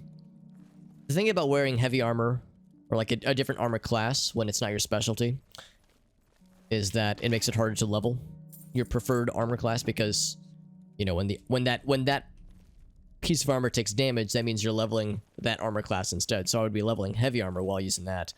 Not a huge issue, but it would kind of dip into our light armor versatility, which I would rather not impact if possible. Boop.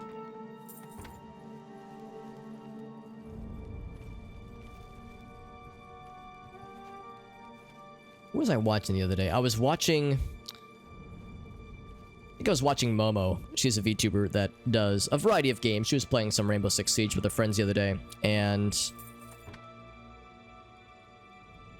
I'm trying to remember. I think they were talking... The topic of slime girls came up, which, you know, as it should. Right? A pretty standard operation. Slime girl conversation. Slime girl discourse, if you will. Conversation goes on long enough, slime girls will inevitably enter the equation. So, it is something you embrace. Because it's going to happen. So anyway, the conversation of slime girls came up naturally. And... somebody jokingly was like, well, what if somebody were to eat the slime girl? Like, stick a little straw in a slime girl and just suck her right up. So what happens? Does she die? Like, do you kill her, or does she just, like, exist inside of you?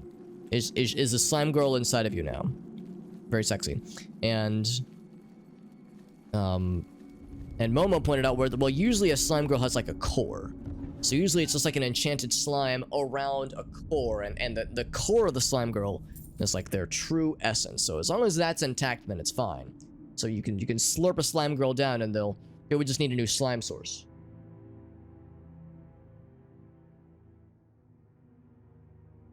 And one of the dudes she was playing, one of her buddies, was like, that sounds like a very good Tinder profile headline, like a profile thing you would put to potential suitors, looking for someone to enchant my slime, if you will. Wink, wink, nudge, nudge.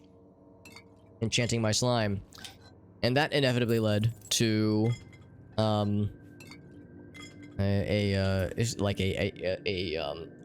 Dungeons and Dragons equivalent of a slime enchanter, which then led to a jizzwiz, a jizzard wizard.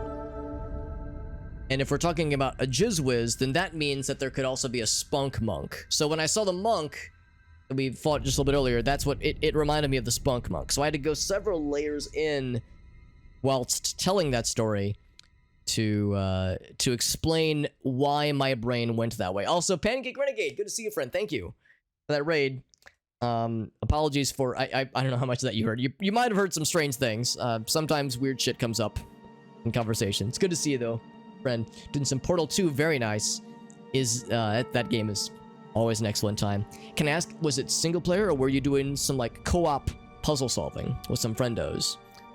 Because the single player is great, but the co-op is very challenging. I think, at least. I think those co-op puzzles can be, like, very enjoyable, but very challenging, no doubt. Also, gosh darn it, I want my stuff to get more damaged, so I can bust out these repair hammers more often. I think I'll just start dropping them. Boop. My character... Oh, thank you! Yes, well, I wanted to make him the most handsome and capable hero we could possibly muster. What I always tell people is that when we made this guy, we ventured out and making a character who looks as purple, his head, at least, make his head look as purple, round, and sad as possible. And, well, that explains what we have here in front of us. I would say that just spells it all out for us. And his name, accordingly, is Sadge Maroon, so he is our adventurer, and he's going to save the day, single-handedly save Cyrodiil. I have full confidence in this man. This sad little man. Been some single player, but you're looking for the secrets, right? Yes, because there's some achievements. You have to achieve those, and there's also some like Easter eggs that are very much worth seeking out if possible. But I would also recommend, if you have some friends that are Portal 2 verified, doing the co-op puzzles is also very good, and I would say it contributes to the story in some ways. It's not like that pivotal to the story per se. You know, the single player story. Like, you don't need to do the co-op missions to, like, you know, truly get the full experience. But it is very fun, and of course you get to hear more GLaDOS dialogue, which is worth its weight in gold, honestly. Purple, round, and sad. Mission accomplished. Then mission accomplished. Yes, the singing turrets. Yes, that's a good one. There's a few that I want to say, but they're kind of spoilery, so I won't say them. But there's some fun ones in Portal 2. Pancake Renegade, what's some other games you kind of have planned for the future? The future streamy streams. Your presence here will not be tolerated. Oh, she hit me with the dip. When they go invisible like that, it's a little bit tricky. Although now she is quite visible. And she's also quite stuck. I was gonna say, she's probably a high elf, so she's gonna die in one hit. Actually can't tell if she was a high elf, but she's dead. She was the matriarch, so she was the head honcho. Also, thick fucking ebony cuirass. Very, very impressive, but... yeah, I don't think I really have much business grabbing it.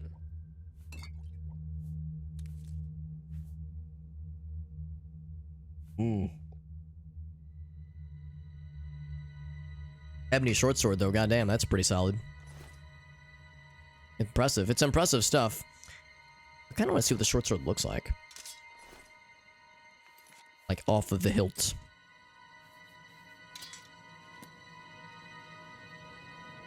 So, because we have a ebony... I guess it's a katana, but it looks like just a regular sword. But yeah, this one is much more, much more, like, decorative. Lots of GLaDOS dialogue. Always a good time, I would say. I got to meet the voice actress for GLaDOS at MagFest one year. She was really cool. I'm blanking on her name, but she was really cool, and she did like a Q&A where people would, you know, come up and meet her afterwards, that kind of thing. She did a Q&A, and she has a lot of fun stories to tell, a lot of like fun insight. And she had some really like cool behind the scenes, like what was it like doing this scene? What was it like doing this, doing that? And one of my favorite things was somebody asked her, what was Ellen McLean? That's her name. Ellen McLean. Somebody asked her, what was your favorite line you've ever recorded for Portal 1 or Portal 2? And she said her favorite one has stuck with her because it's like such a clever line. And of course, whenever you hear GLaDOS in the game, there are effects to make her sound more robotic. So she can't like fully do the GLaDOS voice with an acoustic setting, obviously, because you need the processing effects to make it sound robotic. But she was able to get like pretty close, all things considered. So she recreated it for us, and she took a moment, kind of got into character, and she was like, helping you and killing you are not mutually exclusive. And I was like, yep, that's a good GLaDOS line, all right. But she delivered it in her classy Ellen McLean GLaDOS vibe, and it was spectacular. Some Dark Souls 3, though. That sounds nice, though. So Dark Souls 2 and 3, and then some Paper Mario. Nice. Oh, no. Right, I was playing Paper... Right, yes, we played Paper Mario, and now we're doing Oblivion. Two RPGs that are pretty much identical in every way, honestly. Yeah, they're a little bit different. The story of Portal 2, right, yeah. And that's... I mean, I think it's great, and I would love to see more, but... Or just, you know, anything in the Half-Life universe, but... I can't be too choosy, can I?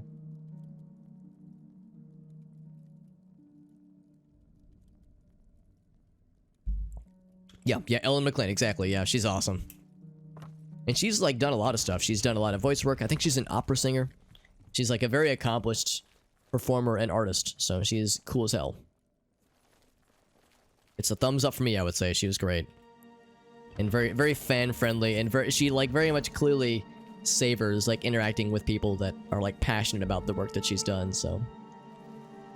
It's always nice. It's always nice when you get to interact with somebody like that, and, like, you feel like they're not just in it for, you know, for notoriety or for fame. It's like they're in it because they enjoy the passion, they like seeing the fans. It seems like it's, like, a very positive thing for everybody. That's the end of this little area. There's one little nook down this way, and then presumably, yeah, there's more this way as well. So we're not quite done yet. I feel like I might have missed something up here. I feel not fully complete. So way up this way. Okay, maybe I'm wrong. Maybe this is the way that leads back then. This would lead to the top floor of the earlier area. That first area. So that's where we'll go to exit. But yeah, we're not quite done yet. Half-Life for the first time, yeah. Not much about Gordon Beyond. That's our name, though. Yeah, I mean, Half-Life 1, I think, is still an extraordinary game. It's got some pretty tough parts, and without spoiling it, there are some sections later on that are especially a little bit tricky. But I think that game holds up extremely well. It's one of my favorite games ever. And the expansions are also just stupendous. If you have the means of playing them, Opposing Force is truly something special. In some ways, I almost like Opposing Force more than the base Half-Life experience. But I think I still give the edge to the original Half-Life. Blue Force is not everyone's favorite. I have a soft spot for Blue Force. Blue Shift. Blue Shift, I think, is also quite good. Poison, by the way. And then there's Decay, although I've yet to play Decay myself, since it was PS2 and co-op only for a long time. I'll go left. But then Half-Life 2. And Half-Life 2 is its own masterpiece, I would say, at least. I think it is a spectacular experience. They're on Steam, yes. Yeah. Well, yeah, maybe I shouldn't say DLC. I really expansion packs is what they really are. Back in the days where expansion packs were the norm, and DLC was still a glint in Valve's eye at the time. It's a mithril.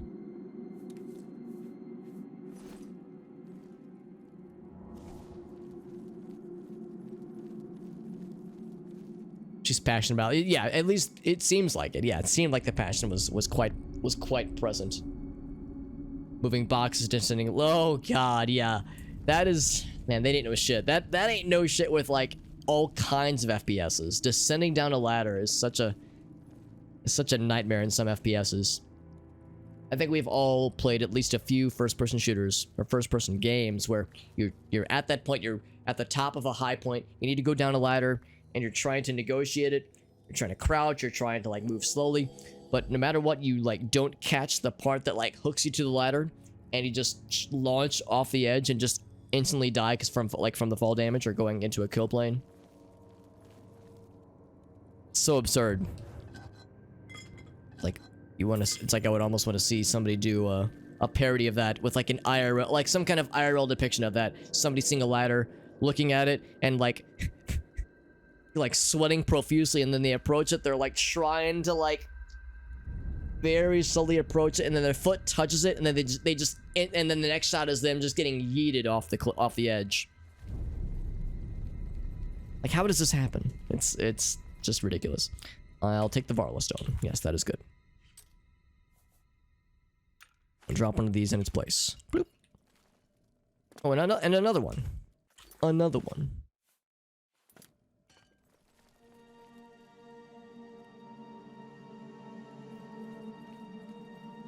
Didn't hit the stop stream button. Oh yeah, I've done that before too. But thankfully I've caught it before. I've caught it before it like went on for too long. There have been a few times where I would check my follow page to see who's live, because you know, just if I want to watch somebody, or if I just want to vibe out for a bit. And there have been a few times where I would see like, oh wow, so and so is live right now. Like, this is a weird time for them to be live. It's like noon. It's like my lunch break. It's like, why are they live right now? That's cool. Like, maybe they took some time off work or what have you. And then I see their uptime was like 19 hours, and I'm like, wait a second, that doesn't seem right. And it's like a black screen. And what has happened is that they into the stream, well, they raided someone and wrapped up, you know, kind of wrapped up for the day, but then they never hit the stop streaming button on OBS, so it just kept going. It just kept broadcasting. And then, you know, at some point later on, they figured it out and actually hit the stop streaming button or shut off their computer, what have you. And I would ask them about it. Next time I would see them, it's like, yeah, don't worry about it. Don't worry about it, Alex. It definitely wasn't a goof on my part or anything. Corridor crew, yeah, like some kind of special effects reimagining of that kind of scenario, because it's so silly. Because some games do it, they try to handle it differently. Some games you have to like, you can't get on the ladder unless you press the ladder grab button. You know, the button that like manually attaches you to the ladder. Like it's like a hotkey, an action button of sorts. Instant death, by the way. And another matriarch. There were two matriarchs, and they both went down like chumps. Short sword of absorption. Sounds cool. Absorb speed. It's not that good, actually.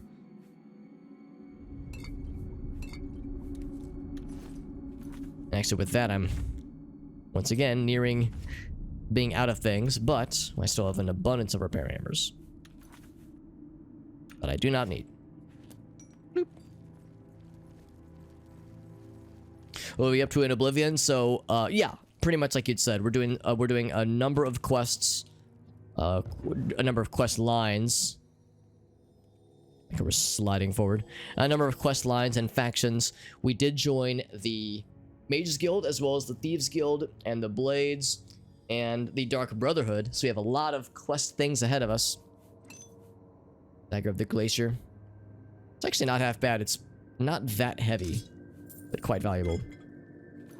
But then we have the main quest that I'm working on as well. The main quest will take a while, obviously, as these things often go. But yeah, so far so good. We have quite a ways to go.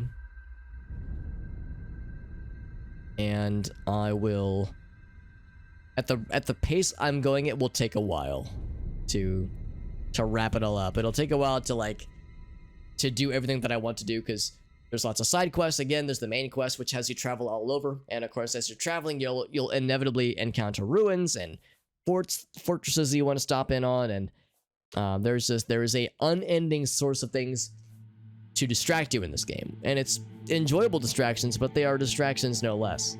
So that is a frequent source of, maybe not frustration, but a frequent source of things that get in the way of bona fide progress. But I just see that as being part of the Oblivion experience, because that's what people did back in the day when they played this game. They hit up lots of dungeons, they hit up lots of side quests, and it took hundreds of hours to truly beat this game. I fully expect my case to be a very similar one. And the shotgun, but it wouldn't let you equip it. Interesting. That's a weird one. I've never had that before. Pancake, that's a weird one. Because yes, it is an old game, and it is not flawless. There are absolutely bugs, and also more notably, exploits. There's like glitches and sequence breaks that like speedrunners know how to take advantage of. Some of which have been patched out, others have not though, or others aren't really things you can necessarily easily patch.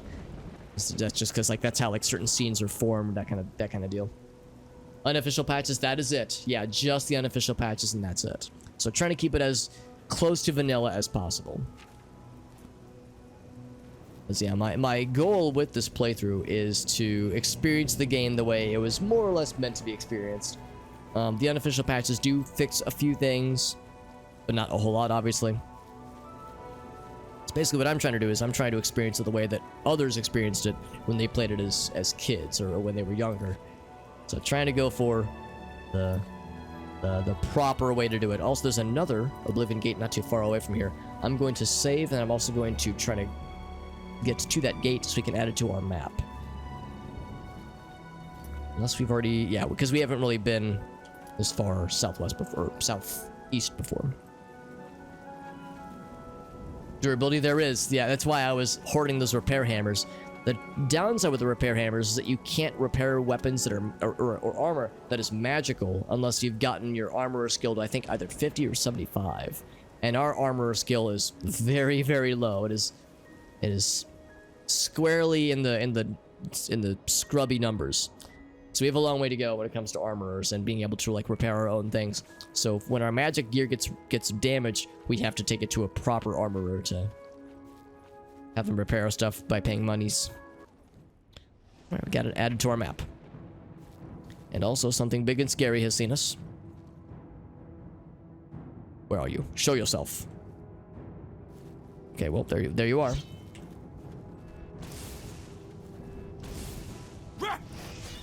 Standard clan fear, nothing too crazy.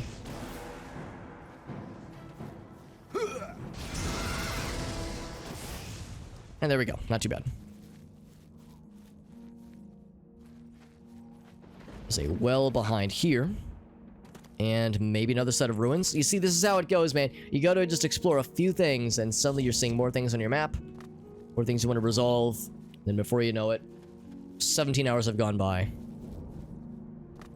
And your family is calling you frantically because they haven't heard from you in days, and they're worried for your physical health. Akatosh, very nice. So there's some ruins behind us. And I think that was it. There's a camp. We've already been to, yeah, that's the Collarbone camp. Yeah, there were some ruins that we saw kind of from a distance.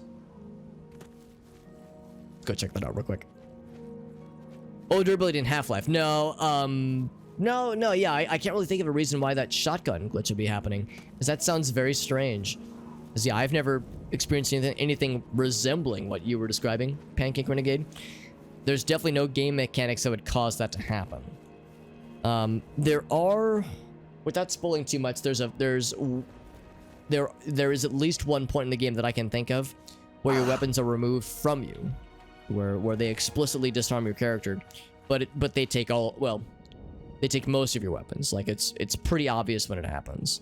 So and I'm thinking you probably haven't gotten to that point because that would be farther along. So yeah, what you experienced is absolutely a glitch and not a game mechanic.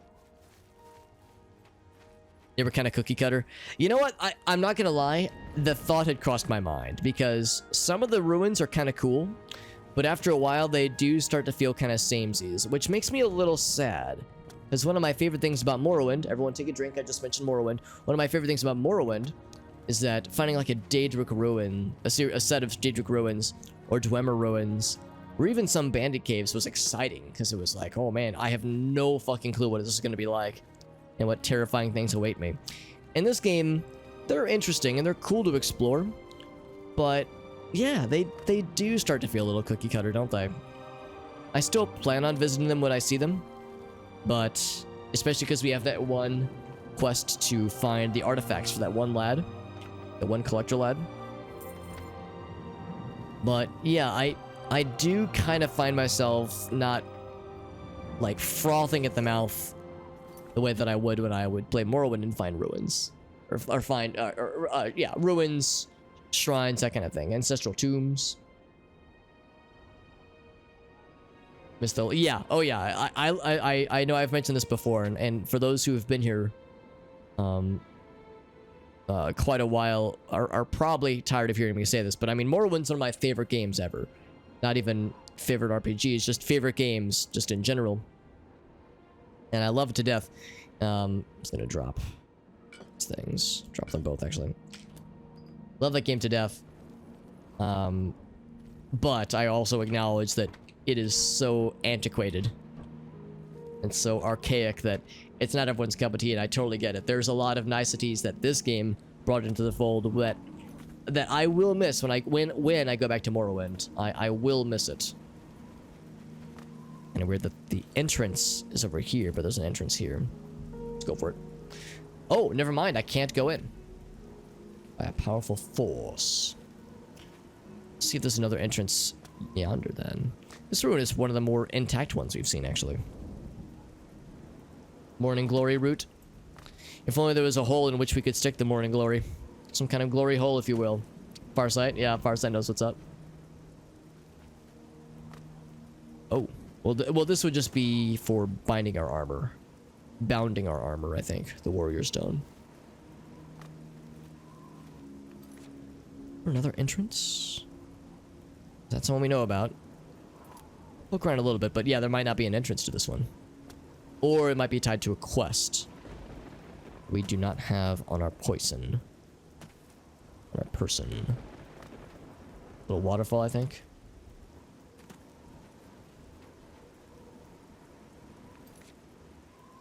Just the same one as earlier.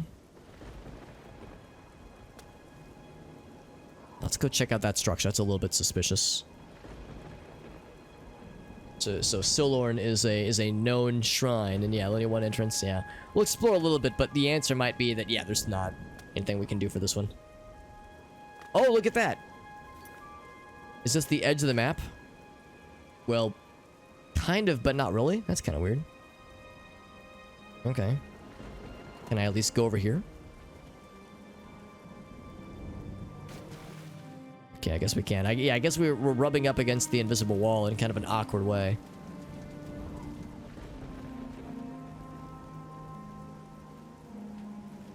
I see this bridge. So this is like very much a deliberate deal. The map board, yeah, I think get a little bit funky. I think what's happening is that we're getting up against this little lip right here, this little corner, little corner case. So that's probably all it is. Just like awkward timing or awkward placement. So anyway, we get here. Yeah, more little waterfalls and such. But sure enough, I don't see any in the entrance. So this is maybe related to those ruins, but they are not. It's not like a second entrance or anything that I can see. But these stairs are a little bit odd, so I'm gonna follow these for a bit. Once again, distractions in an Elder Scrolls game. Getting distracted by more paths and more things to explore. Especially because we're approaching some kind of cave that we've not seen before.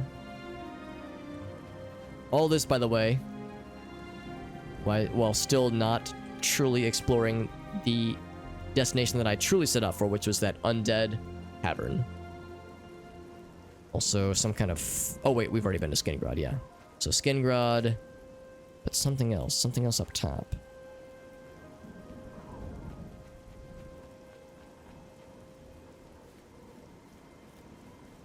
Bloodcrust. Bloodcrust Cavern. What a great name. With a name like that, it's gotta be goblins. That sounds like some gobbo kind of shit right there.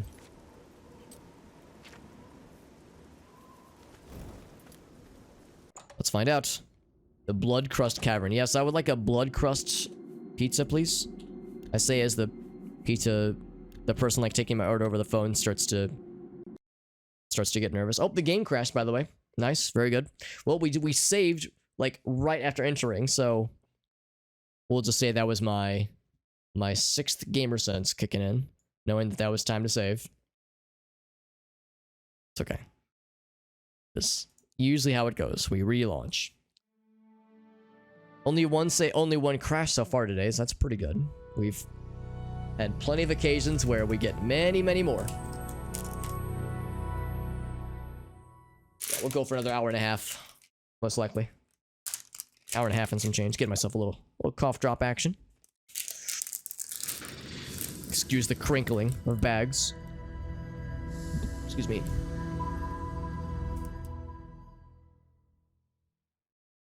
I'm surprised it's not getting picked up on OBS yet. There it is. Continue.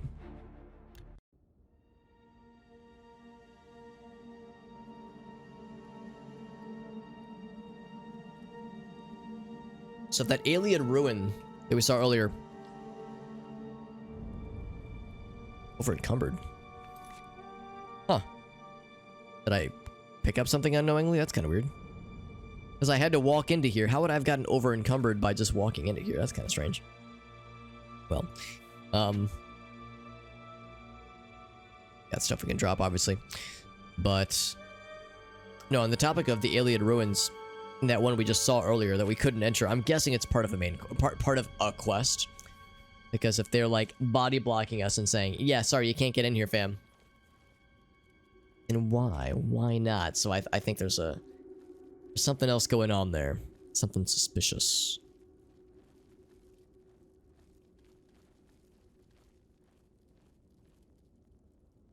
Turn the audio up a little bit on my end.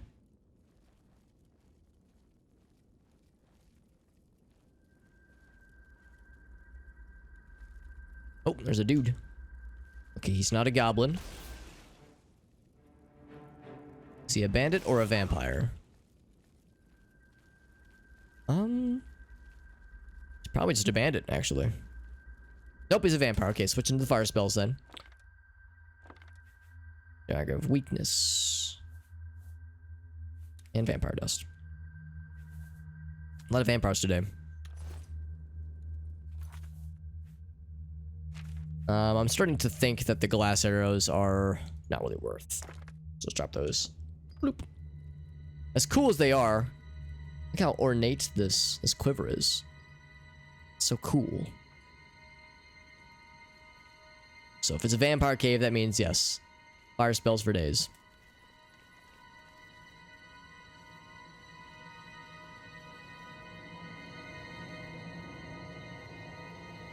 Wait, hold on. What did that dagger have on it? Damage intelligence. Not so much weakness as it is like stupidity. Literal brain damage.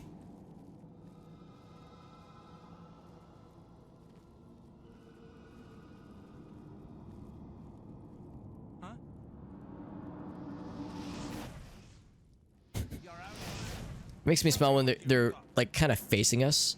He couldn't truly see us, obviously, but like from a line of sight perspective, it looked like he could probably see us pretty well. That was kind of a cool spell. That's like a big range to it. That's kind of neat. Ouch.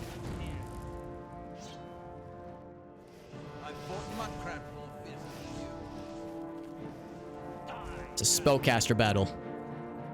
He's healing, I can see.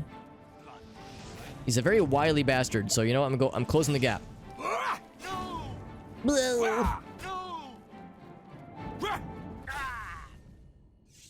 Yeah, the mages are the ones that are a little bit snappier because they're the ones that don't instantly go for melee. They like to stand back and they're more adept at dodging spells, dodging deftly, and not just charging towards you like a big old goof. Welcome back, Johnson. Makes the margs. Are we talking some margaritas? Because that sounds nice and chill.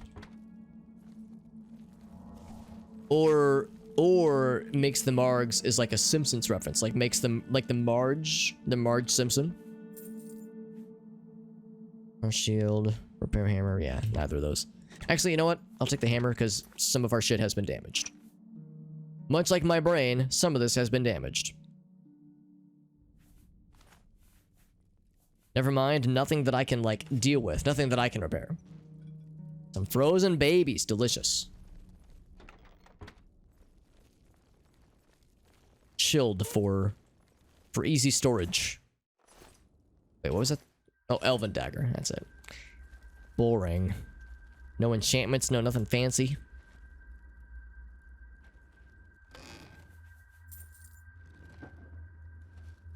They're being very generous with all the repair hammers this time around.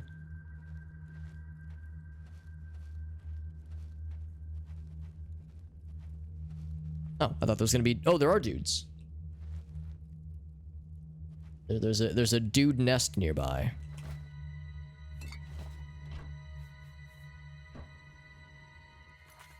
And once again, getting way too ambitious with carrying too much shit on me. That's how we do. The Oblivion away. I have to start dropping. Oh, actually, that's an easy drop.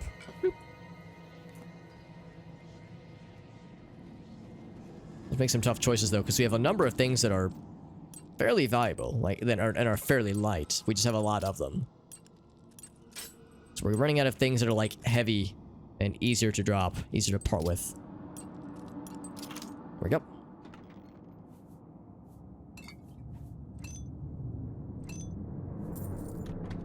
So, for instance, what I might do is I might drop one of the weapons that I was planning on selling.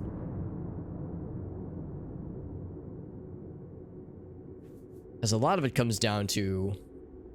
Actually, this is one thing too that comes to mind. We have this cool dagger of the Glacier. The Glacier. Frost damage, which is nice. We have a similar one here, but it's heavier and not as valuable. I think what I might do... Of course, one of these was to be our backup, but I don't know. I feel like our backup kind of are our spells. I don't think we really need multiple blades anymore. So what I might do is just drop this one. Because, yeah, we don't really... I would say, yeah, our blade kind of is our backup weapon at this point. And spellcasting is our primary means of dealing damage. So yeah, having like a backup sword isn't really as necessary as it was earlier when our spellcasting was much less good. Storage in my house. That's a good point too. We could probably start just storing stuff in either Battlehorn Castle or the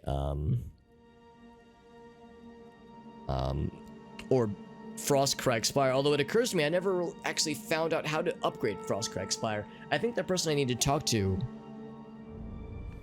In fact, who was that person I needed to talk to? Because I remember we had that issue where I couldn't get into that one shop because it was permanently closed because it glitched out.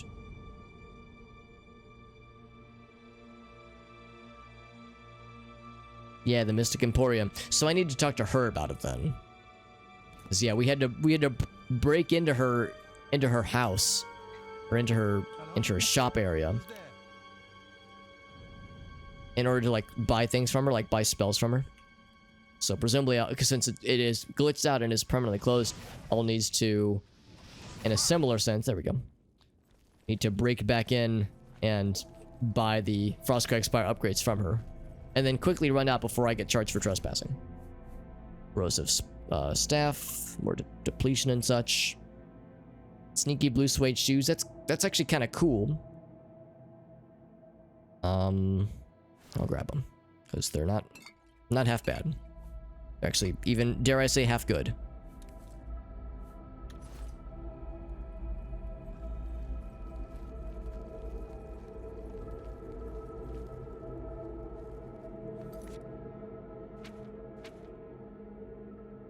And so we're going towards that same general direction.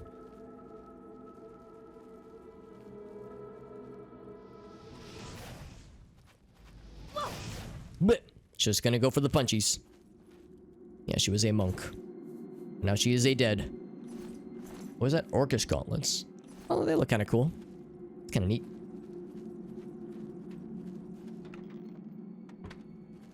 Maybe stand to level up.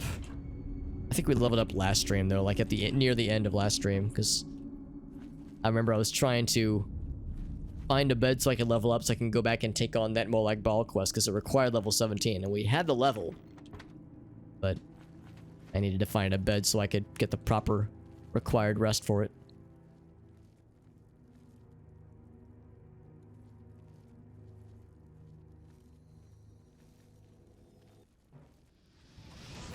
Hoping I could get it before they saw me.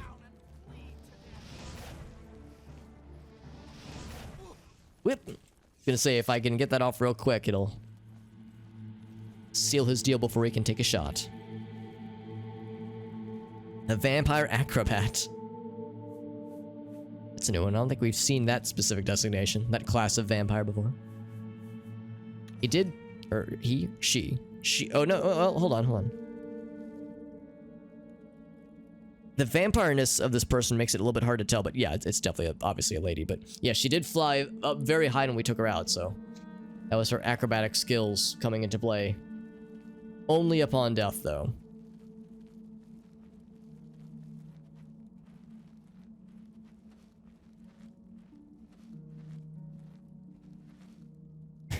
Motherfucker out here living in a vampire bandit cave, and he's reading a tour guide about the nearby town that they're unable to get into, obviously, because they're motherfucking vampires and they would be beaten to death on sight. So good luck with that, bud.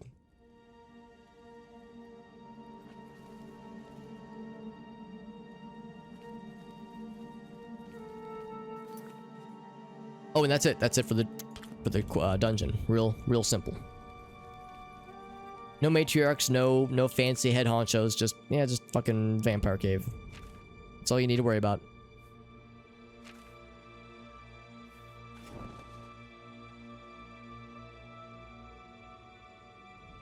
One thing I really appreciated, once again, everyone take a drink. One thing I appreciated about Morrowind is that vampires were pretty hard to find. Like in this game, you come upon vampires pretty frequently. You enter a cave, it's going to be a bandit cave, an undead, or a monster cave, or it's going to be a vampire cave. And it seems like maybe they're not all equally likely, but vampire caves are fairly likely, it seems. Like it's a pretty reasonable thing to find from time to time. Like in Morrowind, you could go hours and hours, dozens of hours before finding your first vampire cave. And that was what kind of made them so scary, to me at least, as a kid. So, like, terrifying to deal with, because there's such an uncommon thing to come across. So the first time you do, you haven't really had a lot of prior exposure. Because you've, like, by that time you've been tempered with what to expect with the game. You know, the monsters and NPCs you fought. By the time you see a vampire, it's like, what the fuck is this? Like, this is something completely new. And of course, they tend to hang out in ancestral tombs, which are, by their nature, also kind of spooky.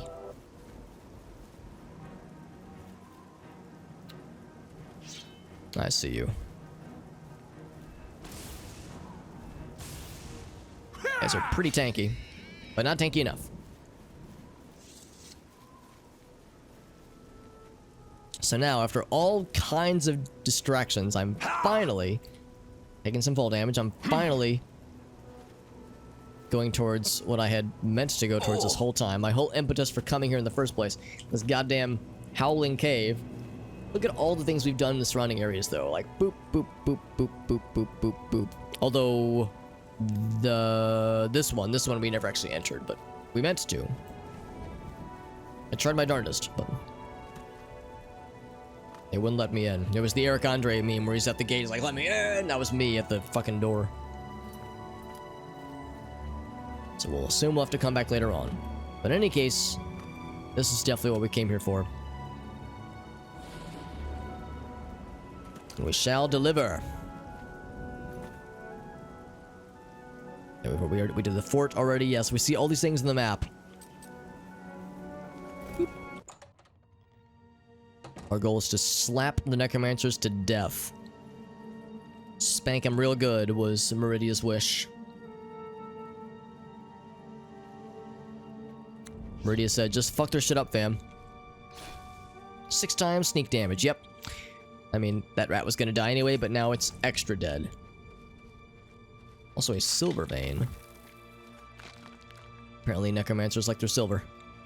Their silver nuggets.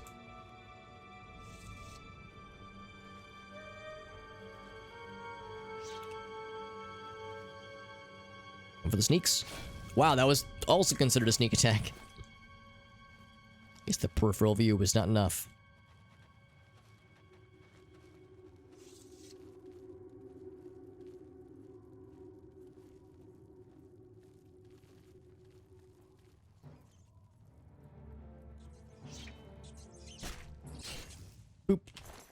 Oh, 1 gold.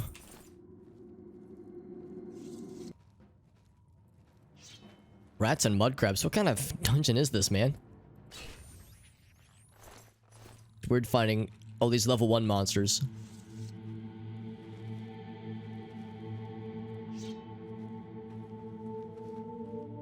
There we go, more sneak attack. Yes, sir. I know, an entire 1 gold. Adding that to our pile of literally 41,000 gold. Wonder what we sound like as we're trying to sneak around, like if we're making loud jingly jangly noises as all the coins in our pockets are bouncing around, clanging together.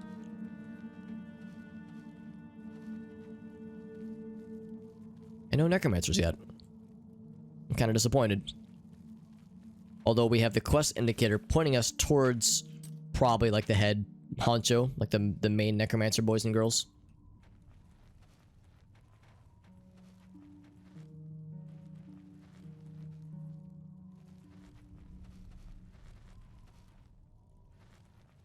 Lots of dead ends here. Lots of dead ends and rats and mud crabs.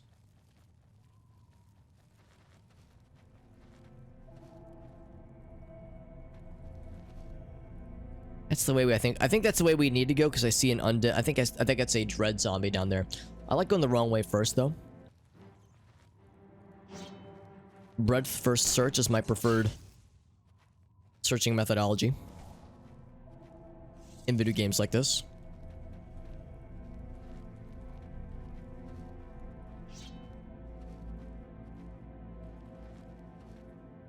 Oh, I thought I saw a bad guy, a monster, and I was excited to go for the sneak attack. I'm guessing sneak attacks probably increase your, like a successful sneak attack probably goes towards your sneak skill. And you know, I'm learning more and more. The sneak skill is actually kind of useful. There are times where it's actually quite helpful. So I'm not really actively going for it necessarily, and it's not one of our major skills, but I think I'm starting to understand the virtue in a good sneak skill. Also, we're running out of places to go. Only 1 left. Very Gollum-esque. That is maybe exactly why I like sneaking around so much. One of the many reasons why I like sneaking around so much. Because yes, the thought had occurred to me as well. G-Duck, especially with our sad purple face. Now, Gollum wasn't as purple, but there were times where he was quite sad.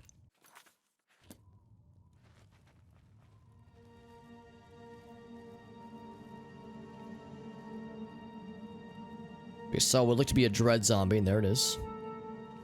A dreadful. Boop. Oh, never mind, that's not... Okay, there's a dread zombie. All this talk of dread zombies. What about a bread zombie? Delicious. Shit, do they heal? That guy had an unfortunate amount of health to him, honestly. They might be healing. Someone stole the precious. Maybe saving Cyndaquil. I got Pokemon on the mind apparently. Maybe saving Cyrodiil is second only to retrieving our precious. Everything else is just extra credit. There you are.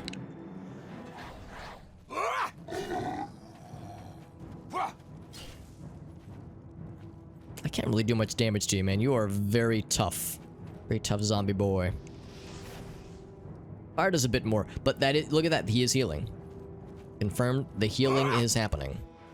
So this dread zombie is going to take a bit to slap down. Ouch. How dreadful.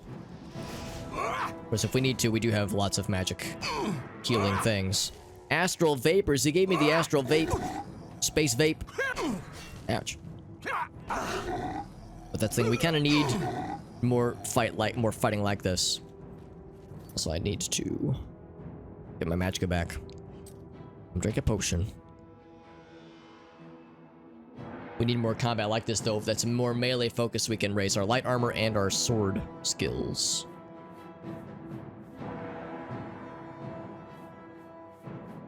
I think I only have like the fancy ones. Yeah, I think I stopped picking up the crappy magic potions for good reason, I would say. Boop. That's gonna take just one more. In fact, I gotta drink one more of those because one of the effects of this disease, we've had the space vape before, is stunted magicka, which basically means that your magic does not restore on its own. You need to either rest or drink potions. So, if I am to cure myself of this disease, I need to drink potions to be able to afford it. But there we go. Boop. And we're all cured. Yeah, dread zombies are not nice, despite their 3 gold. Oh. Yeah, we saw this guy was running this way, but he couldn't actually go through the door because he wasn't fancy enough. The lower galleries. So yeah, no necromancers yet, only zombies and rats and mud crabs. But that is all we have left, so let's go this way then. Path forward is clear. In fact, since we lost a bunch of magicka, I'm gonna rest for 1 hour so we can get it back. And autosave, just because might as well. And our torch burnt out. Our torch burnt out. Oh, it's because I have my sword up, that's why. I was like, why did my torch go away? Oh boy.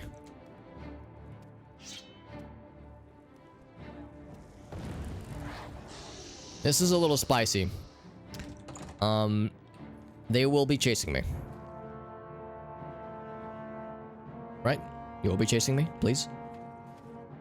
I kind of want them to chase me. That's a very claustrophobic area. Who's there? To arms! To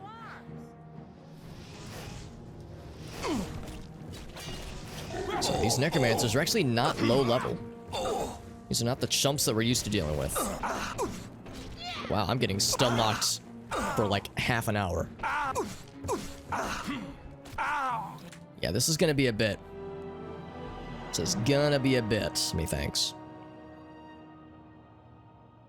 So I'm gonna go for the rest so I can get my magicka back. What I was hoping to do was take out the undead things near them first, but what I might need to do is ignore the undead things and focus the necromancers. Because these guys are actually pretty high level. I got clowned upon, man. That's what happened. I was the clown, that one. So that one's out of there.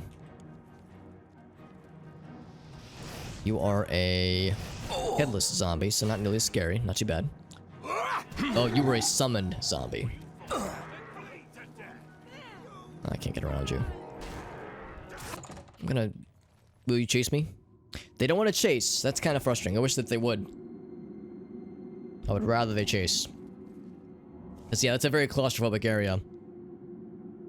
So, let's heal up. And then we'll rest so we can get our magic back. And then we'll dive back in. We took out one necromancer and one non-summoned zombie. So we're whittling them down. Wait for 1 hour.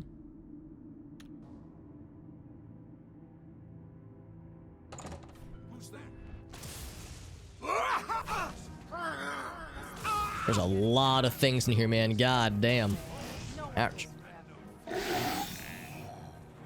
That was actually kind of cool, except they're all summoned, I think. Necromancers, yeah. Are you summoned? Yes, you're all summoned things. So there's 3 necromancers remaining here.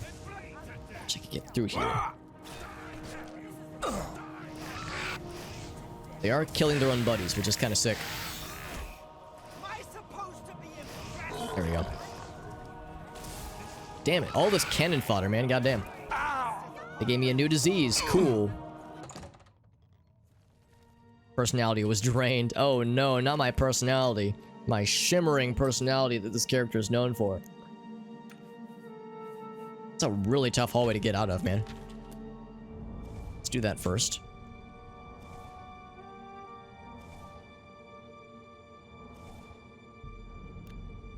Nice thing about this waiting strat is that it does mean that we're getting our juice back. All right, this time I'm gonna try to wait this out because this is a very small area.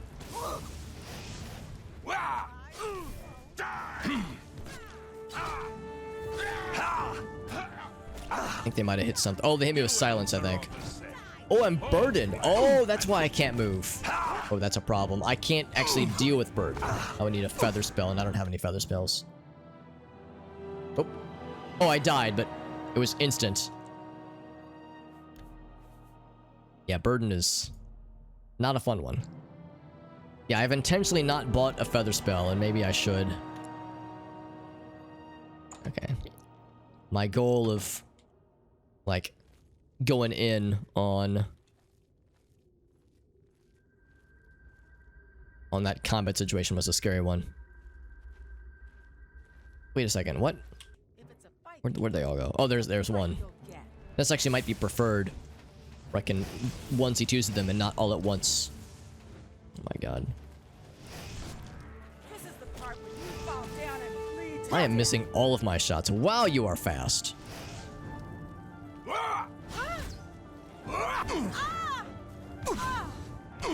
This here. She's oh wow, I wasn't paying attention to my health. God damn. Yeah, this is gonna be a really tough one. I wasn't expecting this to be such a grind. God damn.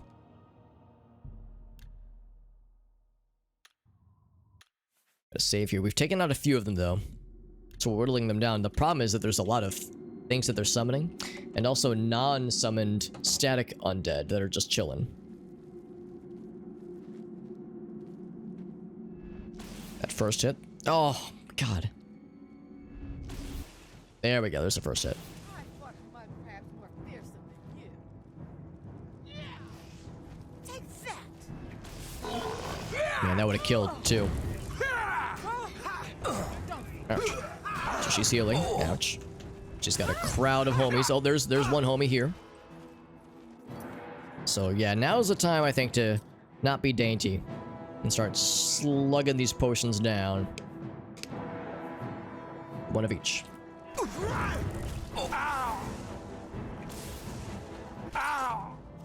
Wow, that's a strong weapon they got. Holy moly. I should be paying more attention to my health though. Because part of it is that they're using things that are doing much more damage than I'm expecting. So I need to be more observant. Hello? Who's there? Damn, I've lost them. Go for the sneak attack. So it's a lot of damage. Yeah, sneak attack was legit. Now this is an actual non-summon zombie. So this will be nice to take out, although I see you have a friend. Yeah, you're the guy that killed, or the gal that killed me earlier. Well, you're gonna do it again too if I'm not careful. Ooh, I need to heal up. This person is scary. They're very fast and they've got a darn good weapon. Oh. Boop. I don't have any better healing potions. Got a bunch of, like, good long-term healing, but I don't have, like, oh wait, here we go. Yeah, let's use these first. Because they're not very good. So, like, those are the ones to go for first.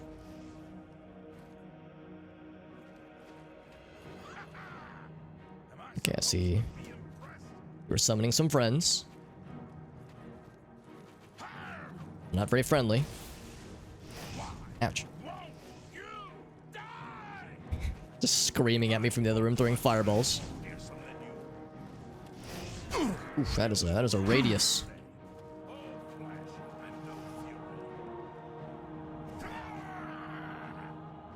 I'm just hearing him snarl in the other room.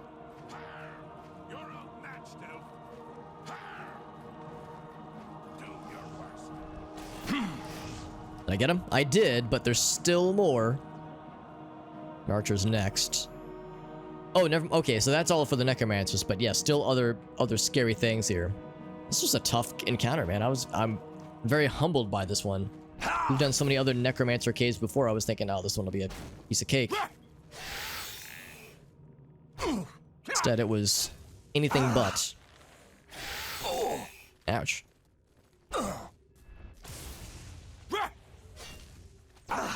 This freaking hero's gonna turn me to zero if I'm not careful. Get out of here. Whew. But that is the last of the necromancers. Some high-level motherfuckers. This man is out here dual-wielding maces. Cool. Poisons, lots of potions, obviously. Yeah, they were very well equipped to deal with the long haul, the long battle of attrition, of just out heal my damage and hope that I don't have the ability to do the same. Gotta heal up, man. Took a few arrows to the face, just a few. Put them in a tiny little quiver. Fought a lot of zombies. Did I get diseased again? I wasn't really paying attention. Fortify, fortify. Nope.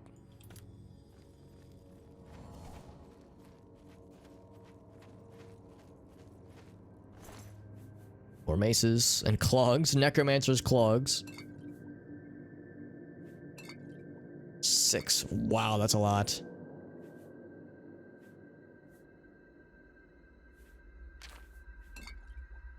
Yeah, that's more potions than I know what to do with, though. Ooh, interesting. G-Duck. Life goals, personal growth. That's a good one. That's a very good one. Yeah.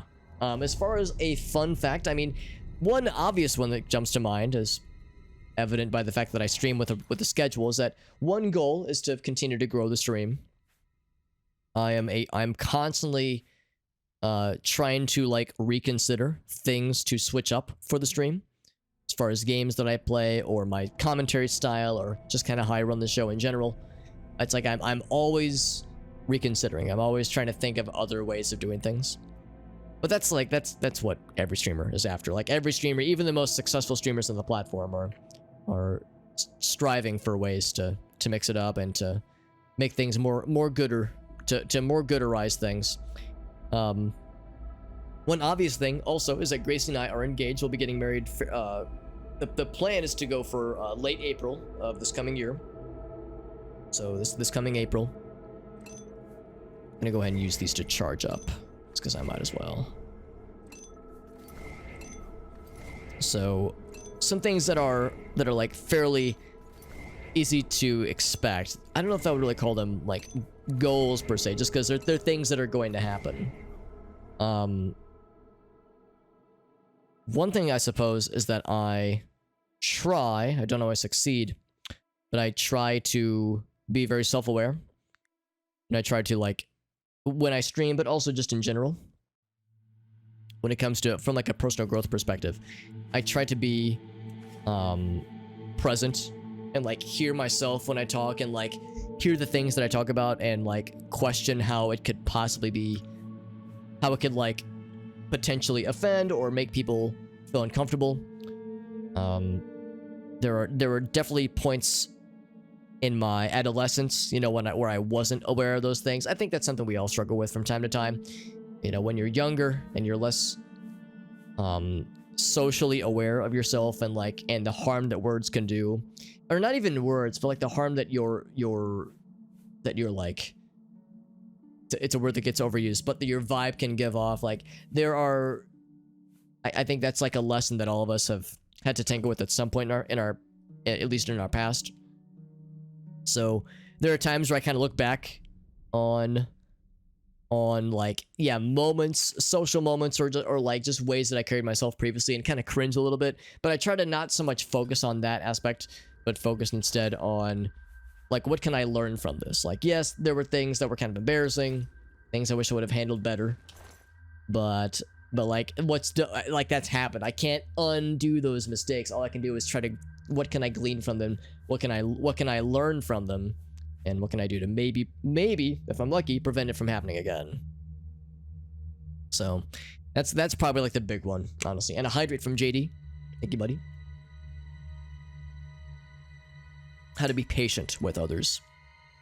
Because a lot of the times, things that I feel are like sources of tension from others, whether it be in-person stuff or stuff that's on stream, I feel like a lot of the times what might seemingly manifest as like, you know, differences of opinions or even arguments, so much of that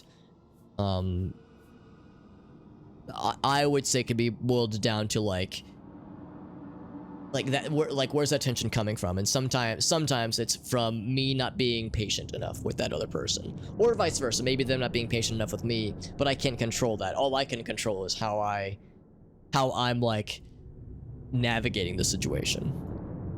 Oh, I didn't mean to drink that, but that's fine. Yeah, I just wanted to drop a few of these just because they're weighing us down. We don't need 20 of these things. It's a little bit silly. Drop one more. A lot of very expensive and valuable potions in here. So, yeah, there's a lot of things. I guess yeah. The short answer is there's a lot of things I'm like constantly striving for. I've heard people talk about like, not just in streaming necessarily, but I've heard people just in general say like now that I'm grown up, ... and then they'll finish a sentence. Like they feel like they've gotten there. They've made it. They've made it to a top level. Like I've grown up now. I'm a true adult and I've got it figured out. And I don't know if I'll ever like truly have it all figured out. I feel like I'm in a constant. Oh, I still got the arrows in me.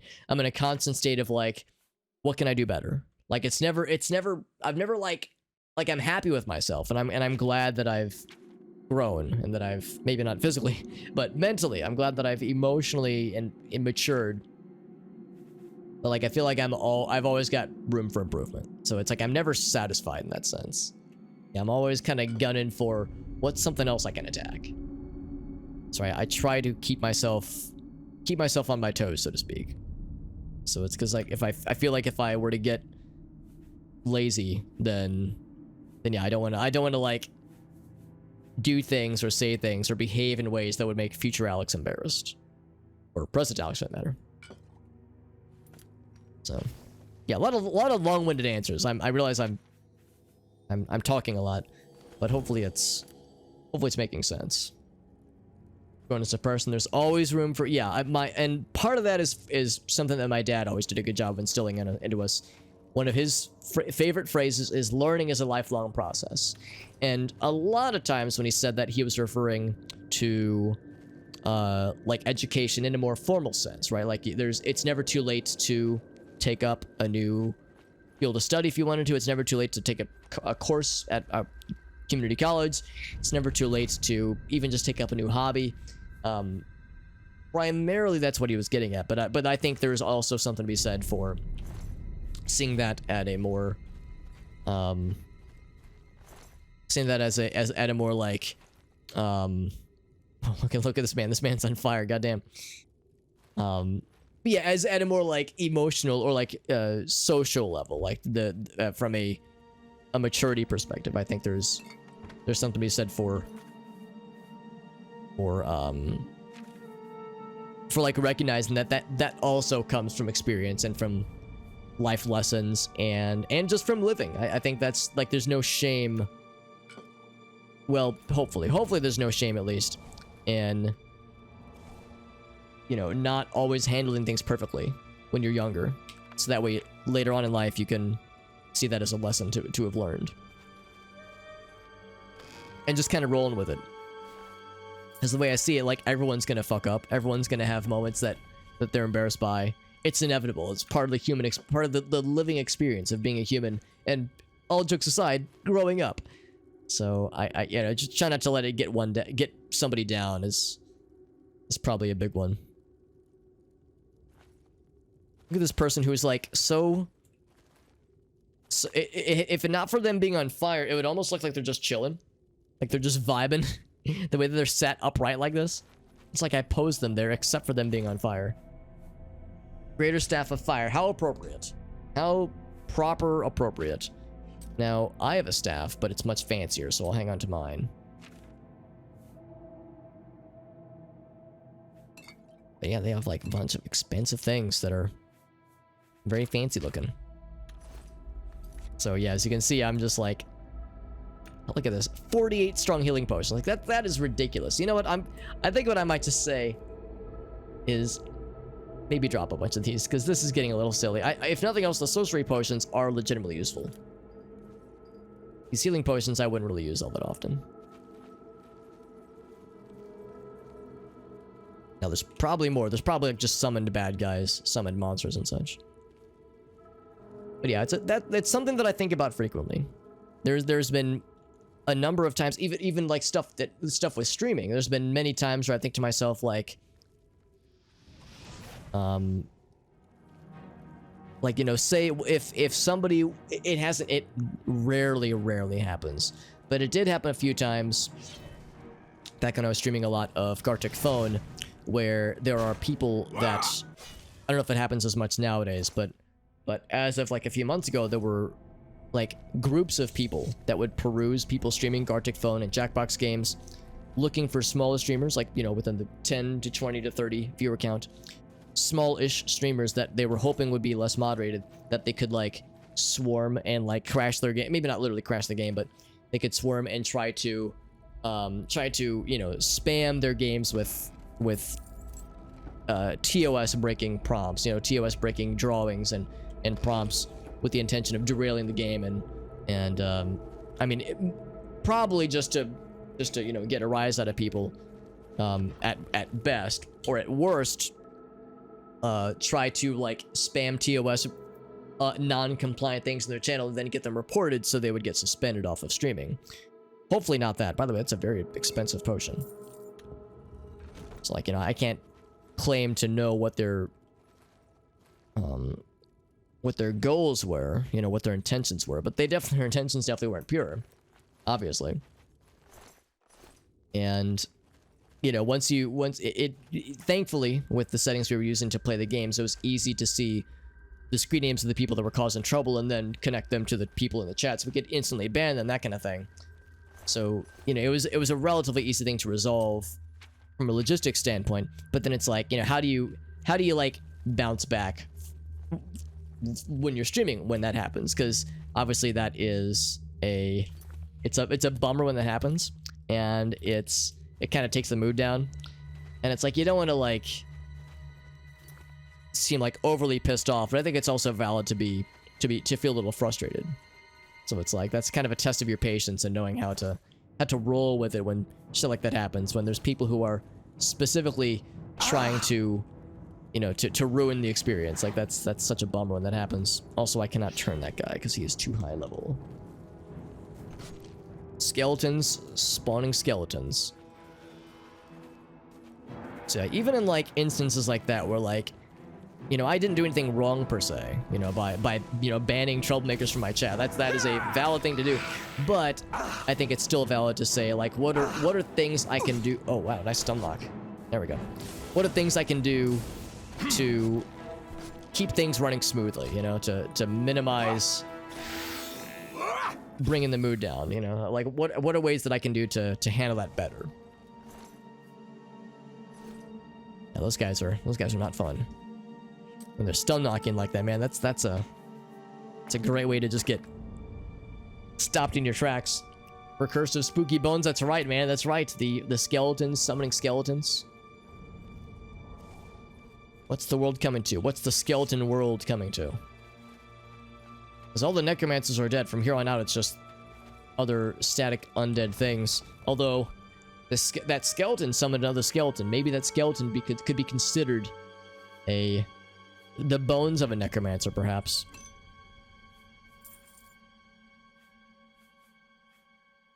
That bow was pretty impressive, actually. Silence on strike. That's like, if I was a bow and arrow kind of person, kind of character, that would actually be very tempting, because that's great for fucking with spellcasters. Silence is great for making spellcasters not able to do things, because silence prevents them from casting spells for some amount of time. Skeleton close by all the time. Is there a constant ringing in your ears, JD? A skeleton flavored ringing in your ears that is uncanny, but it never truly goes away? Because same. Hard same. Oh, another one. Another one.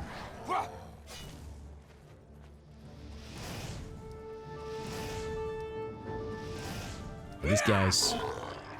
These dread zombies make me a little bit afraid. Those less so than the skeletons. Skeletons are annoying, but they're rarely as much of a pain in the ass as the zombinos are. Whoa! Nice knockback, fam. Nice face. Got his ass. What's up, El Gaso? Find lots of undead things in this scary little cave.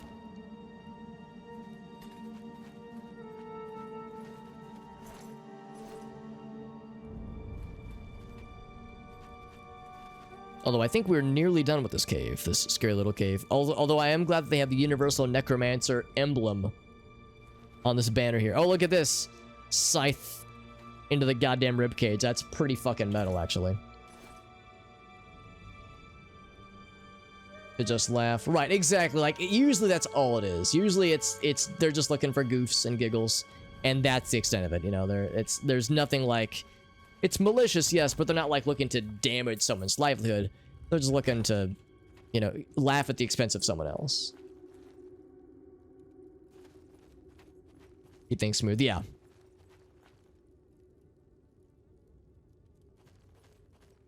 Try to laugh with them. Well, it's tricky because like it's one thing if someone is just like making fun of the streamer, like, you know, like people can try to tell me that I'm short, that my beard looks silly. Like there's like that's fine. Like that doesn't really bother me so much. I can laugh at myself, no problem.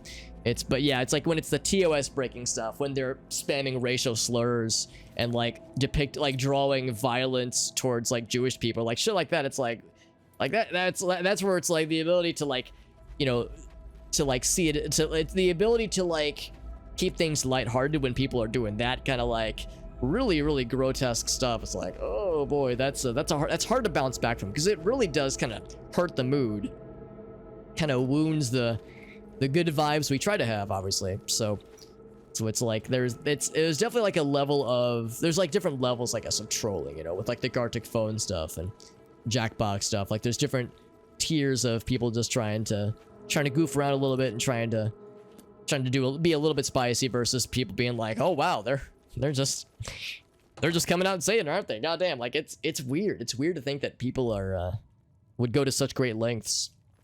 Bones inside of you once, because you broke your arm. Oh, interesting. That's the theory, JD. Then interesting. 90-degree bend. Yeah. I was gonna say, JD's like, but I laughed in that doctor's face. I told that doctor, man, ain't no skeleton get inside of me. So now I have a lethal case of bonitis because my arm never healed.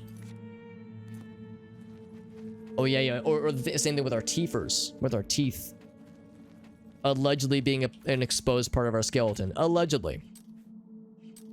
Dentists out here trying to forward the pro-skeleton agenda. What's that about, man? Some straight up bullshit. Anyway, that was the little undead, or not undead, necromancer cavern. There were undead things, but that necromancer cavern, that was actually, I would say, that was probably our hardest series of encounters yet. Some really high-level dudes and dudettes, and also just in a very tricky arena that was very claustrophobic, with a lot of necromancer boys and gals and other just undead things. That was pretty spicy. We got that shit. Trying to scare people. They keep, oh, that's right, they keep the skeletons in their office. The replica of what a skeleton allegedly looks like. Make sure they don't sneak any bones near a person. We were just saying earlier how in this game you can pickpocket somebody, but you can also incept somebody's inventory with an item. You can like plant something on their person. What if they did that when your back was turned, JD? You turned your back and then they went into crouch mode like we do here. We went into crouch mode. Oh god, that guy's bending over behind me. He went into crouch mode and then he felt something enter your pocket, one of your pockets, and you go, huh, probably nothing. And then the next thing you know, skeletons inside your body. Well done. Those creatures were an affront to Her all Scottish life, accent. and they have paid the price for their actions. Place. Take this ring and go with my blessing. They've paid the price. Paid the price. I can't do the accent, but still, that was great. So I got a cool ring. What does this cool ring do? Inquiring minds want to know. An entire skeleton. I know, that's some level 999 sneak skills, man. Necromancer sneak powers. It was of the Khajiit. That's a very good ring. Wow, that's a good ring. God damn, fortify speed, chameleon, good lord. That's some good shit, man. It's good for adding to our chameleon abilities for when we want to be sneaky. Although it's weird that we would get like a something for fighting. So we did a quest that involved fighting undead, and our reward was something that is extra good for people who are of the like sneaky.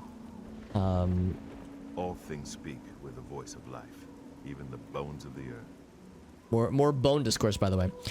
Yeah, she gave us something that's good for ranged people, rangers and marksmen, that kind of thing. But when it comes to that like enemy archetype, usually they have a harder time dealing with undead, because undead I don't think you can sneak attack in this game, at least. So it's interesting that like since we fought undead, we were given something that would be better for somebody who really wouldn't want to fight undead. But maybe that's the goal. Maybe the idea is, well, if you normally struggle with fighting these things, here's something to make your life generally a little bit easier. What's up, Insig? The bones of the earth. Yes, nobody talks about the earth skeleton theory. The earth skeleton conspiracy theory that the earth beneath its crust, it's not like a molten magma core or anything, it's just bones. Volcanoes, it's just bone juice, just ultra hot bone juice. Mega heated bone juice for her pleasure. So with that, I think we're gonna actually venture out to the main quest. Look at all the stuff we've done around here. The Kvatch Skingrod area, we've really explored. Haven't done much towards Anvil yet, but still did a lot of shit out here. And the main quest is gonna be out here, towards Lake Arius. But what I want to do first is I want to stop in the Imperial City, get things sold off, repaired, and then start towards the main quest, which will take us towards Cheydinhal. And then while we're doing that, we'll of course inevitably find more caves and dungeons and shit.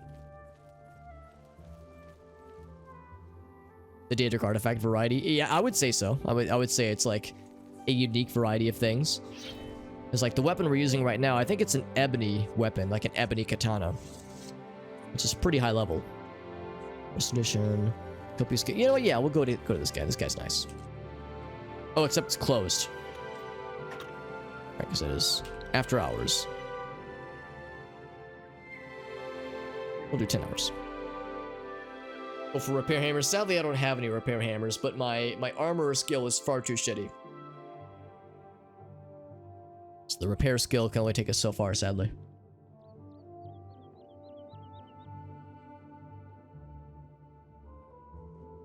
Yeah, the reason you're that's right, Corey. Corey's correct. If you tried, the reason you're unable to sneak attack undead skeletons, more specifically, because the skeleton that is inside of you allegedly is able to sense that you're about to inflict anti-skeleton violence into the world, and it stops you. It is good to see you again.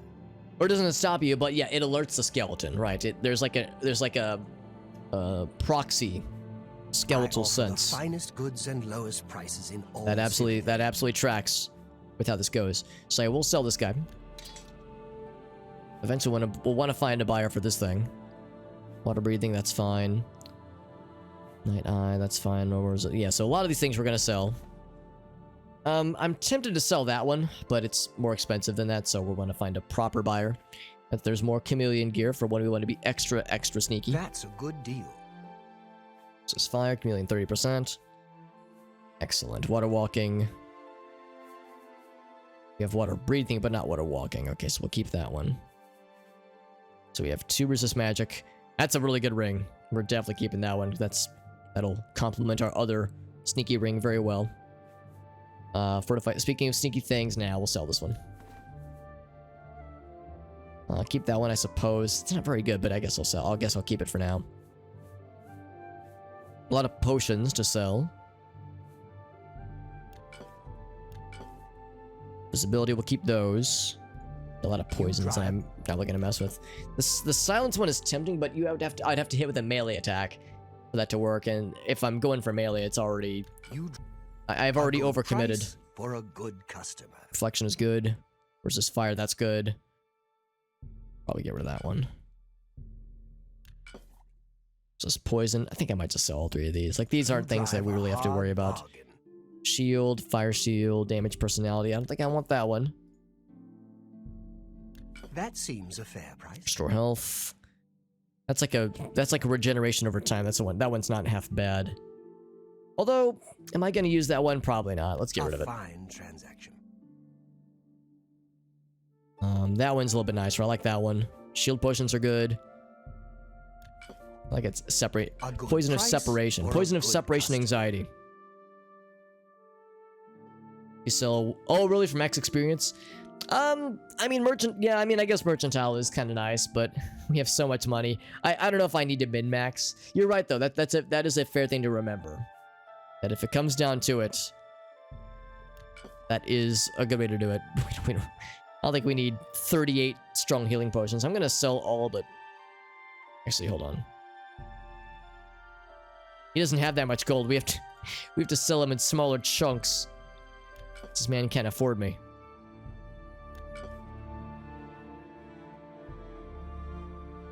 It's all but 5.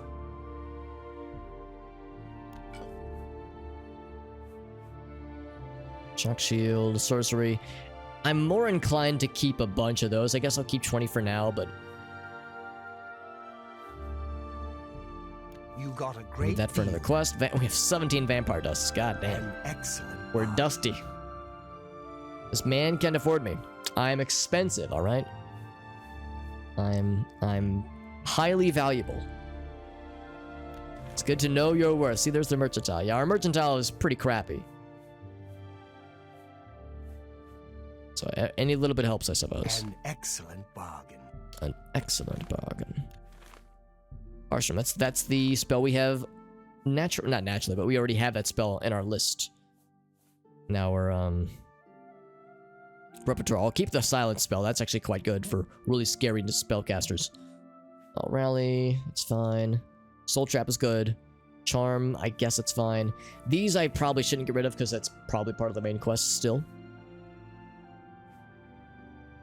Calm is good. Rage is useful. Like, yeah, I keep a lot of the social impacting spells as scrolls, that is, because I don't have a good enough illusion to deal with them myself.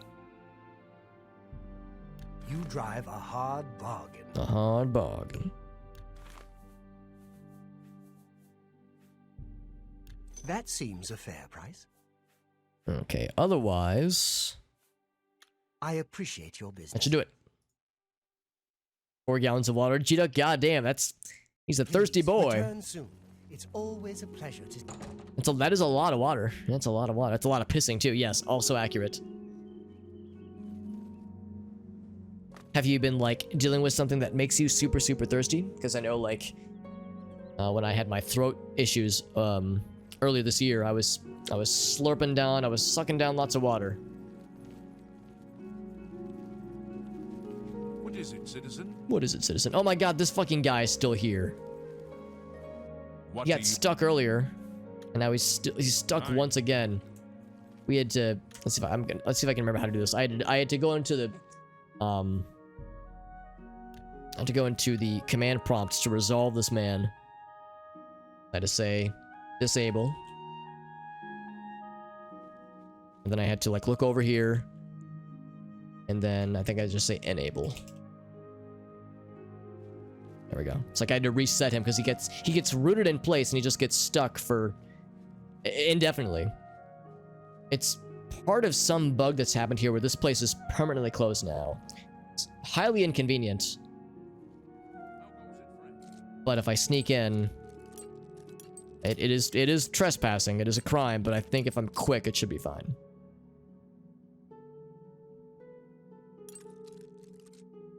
$70 gallons of that's right. Yeah, they want the like mass-produced, I mean, I guess high quality, but still relatively useless restore endurance potions that are just ground up vegetables and sometimes bone juice. This guy gets stuck all the time. Get out of here! Yeah, see, this is technically illegal what I'm doing. What can I interest you in? May I interest you in some of my fine wares? So you see how she like sprinted towards us. So I'm gonna buy the Frostcrag upgrades. Frostcrag Spire upgrades. You drive high. So when this glitches out, I just have to figure something else out. Candles box. Is that the... Oh, is that the candles for? the Frostcrack Spire stuff? Because if so, I guess I'll take them both. That's a. It's expensive, I let but it's that worth. go too cheaply. Oh gosh, I'm sorry, G-Duck. Yeah, yeah. So it was yeah, COVID after effects then. Gosh. Right, yeah. Sandy, I need water. Yeah, that episode. I need it. Yeah, dude, that's what I had was not nearly as bad as what you're describing, G-Duck, but I had an issue with my throat for a long time that required surgery. And before and then after my surgery, yes, I was drinking a lot of water just because it's a good thing to do. I don't think it was ever 2 gallons though. That's a lot of water. So I bet your piss is crystal clear though. Like at one point I joked with Gracie, if I went to use the restroom and then when I got back I was like, the thought occurred to me. It's like if I have never seen a urologist, but if I've ever needed to see a urologist, they would be very impressed with me because they would see how clear my piss is and they would go, now that person right there, that's a responsible pisser. Now, again, I've never been to a urologist before, but I'm guessing that's how they behave. They judge somebody's character solely on how clear their piss is. And mine was spectacular. Truly a work of piss art. I'm gonna sell this because spell absorption is nice, but I feel like 45 points. I mean, I guess I could kind of see where that could be useful. If it's 45 points of damage, that's not much. That would get sucked out pretty quickly, but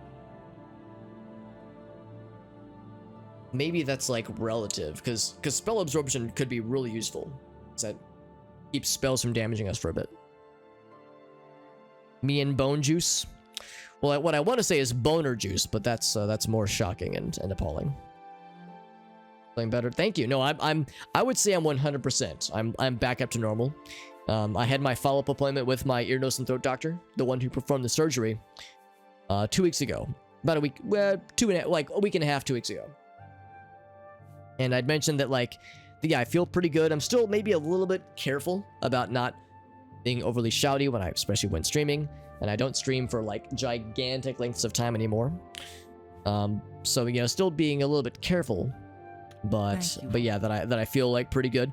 And he did the laryngoscopy thing where they stick the camera up the nose, it's not like a little tube with the camera on it, up the nose and down the throat, and he gave it a look, kind of a once over, and he was like, yeah, he said it looks fully healed. This was 6 weeks after my surgery.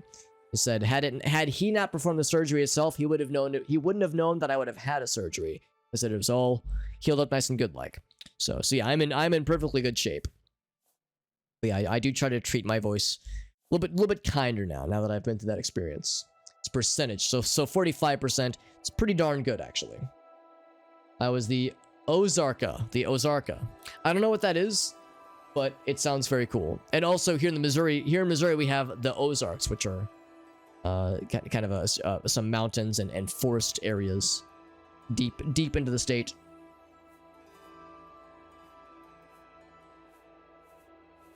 Also, I can use hardly any of these. I can fortify my endurance, which, I guess that's alright, but not that exciting. But most of these I can't really use. I can bind a bow that I wouldn't use. See, what about... Oh, that explains it. That explains it. Disliking certain things. Interesting.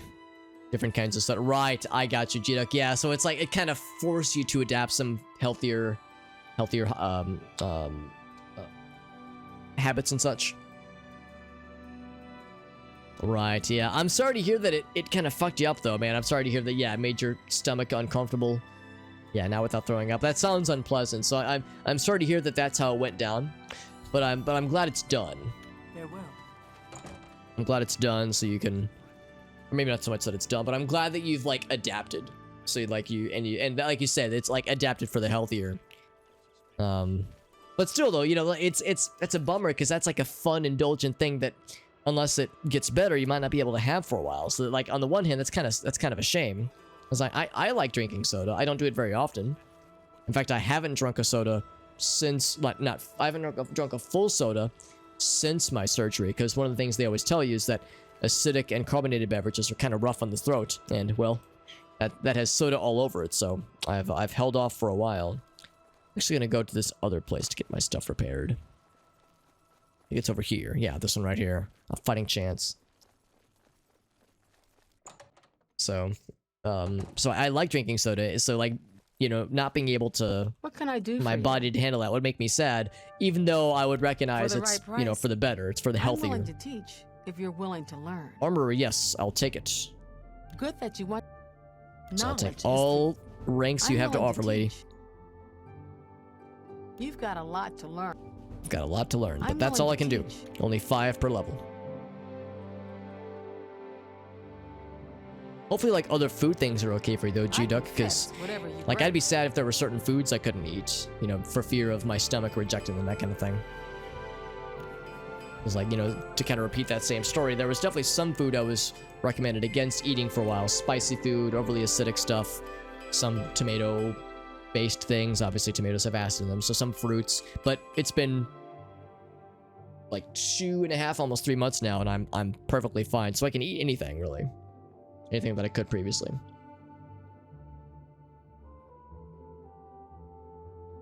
Are there mountains? I mean, yeah, it's like maybe like hills, but yeah, maybe not really mountains per se. Just hills and lakes and forests.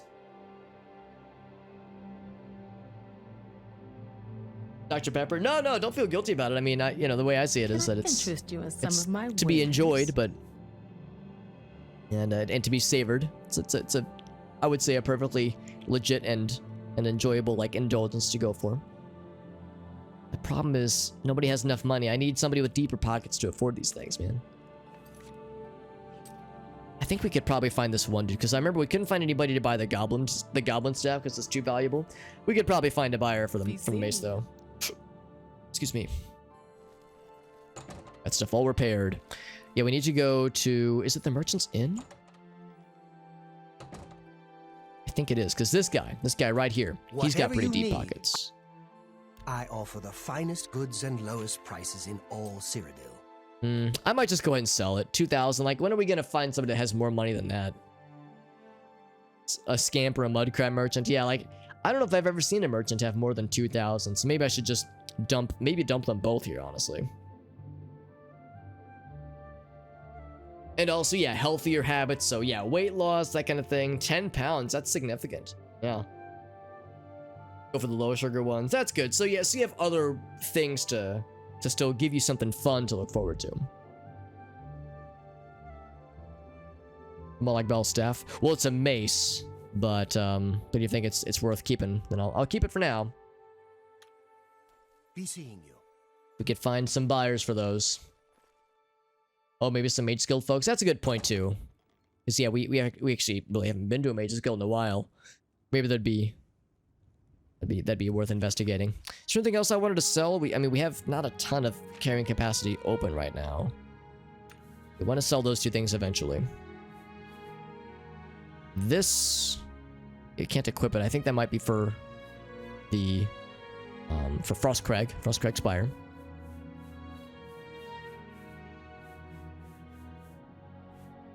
I'm going to turn that into the guy and Bruma. We have these things, obviously. And not really much else that I wanted to sell, per se. Just other heavy objects we have on us right now. So, yeah, I would say, really, we can start venturing. Ultimately, we're going here to Lake Arius. The caverns in the Lake Arius, though. That is, although we would stop in a Chaden Hall on the way. So what I'm thinking is that what we could do is go to the Beast's Maw and just go as the crow flies, but I think I would rather follow the path here. So I'm gonna go to the Roxy Inn, swirl around and follow the path. Oh yeah, I was gonna say my webcam might have been in the way, right? If it was, oh, there might be something later on where maybe having a throwaway Daedric item would be good, because yeah, we have the sword we're using. And that ring we just got is quite effective, but yeah, the mace we have no use for right now. But maybe eventually. Maybe eventually we'll be able to sacrifice it to some greater purpose.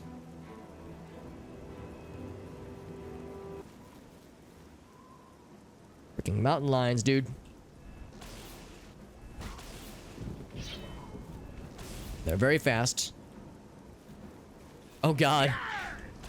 This guy might... Actually, not with me helping him. I was gonna say he might get got, but nah. He took a couple hits there. Yeah, these mountain lions are just so fast, man. Hard to take down.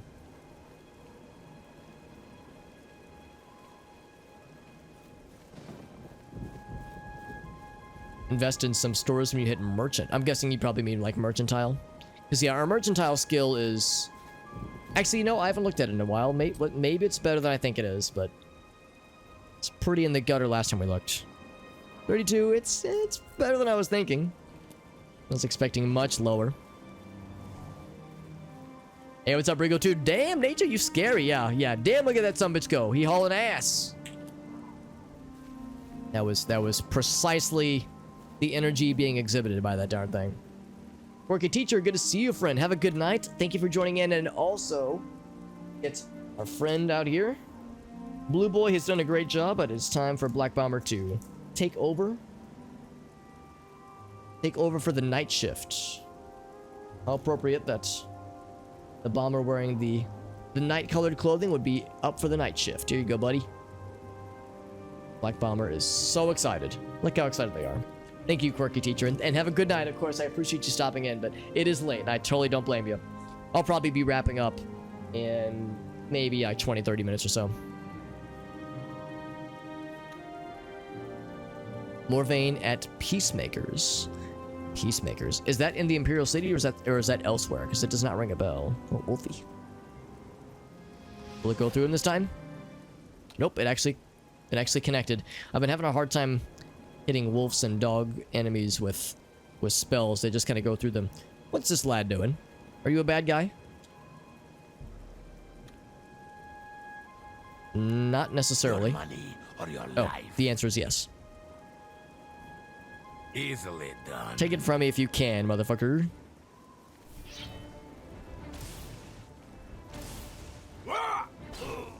Bonk. It's always fun when they block successfully, but they still take the damage. Oh, Anvil, I got you. Yeah, we've yet to go to Anvil. Although I know there's several side quests that we eventually want to hit up within Anvil. So yeah, that's very much on my list of places to explorificate at some point. Also, quick heads up, we will also be streaming tomorrow. So more Oblivion tomorrow. So although we didn't make a fuck ton of progress on the main stuff for today, we did a lot of exploring though. Around... Yeah, like around here. We did a lot of exploring around here. So although main quest progress was light today, but lots of other cool shit, which is nice. So we'll have more of this tomorrow. Tomorrow evenings. I thought that statue was a person, the way the view kind of popped in. Bonk. Our item is already out of charges, by the way. Should probably keep my sword out. There's probably more where that came from. Also, I suspect this fortress will have an undead component since there's a goddamn graveyard out here. And also looks to be some kind of like shackling prison system, imprisonment system thing. Can I grab it? Yeah. So that might be something to be watchful of. Watchful for.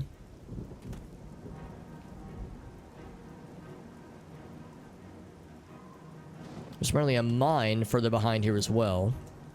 Something has seen me.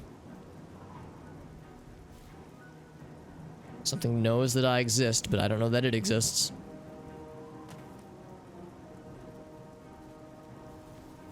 Well, we'll find it eventually.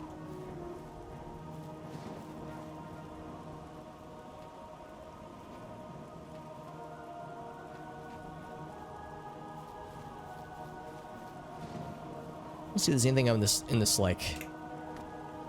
Here we go. In this like top layer, this would be a good place to hide something. Like a treasure chest or a sack of gold or something, but nope. No dice. Skeleton. Undead indeed. And he got one shot? That was surprising. So He like fucking exploded. I wasn't expecting a one-shot skeleton experience, but it's actually kind of refreshing. The way the level scaling in this game works, it's like, oh good, you're level 90, let's give you a level 90 rat. Maybe not a level 90 rat, but like skeletal champions that are way, way tanky.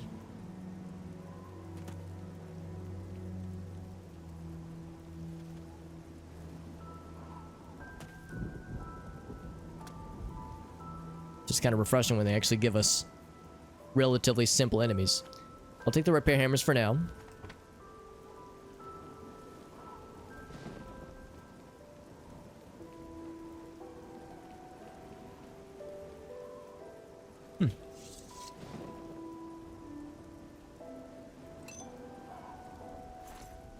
Playing as skeleton.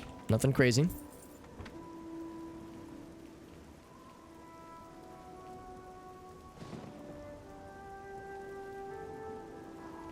Again, there must be more. I mean, there's of course the entrance. Entrance to the dungeon proper. Let's go back down. I'm gonna grab this for now. And then of course fall damage. What better way to make my legs stronger than to break them constantly?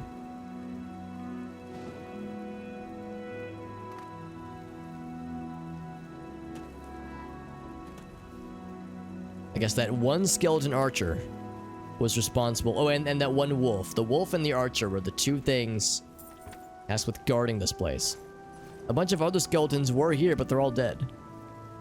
Which is a weird thing to say. The skeletons are dead. Let's check it out. Fort Coleman.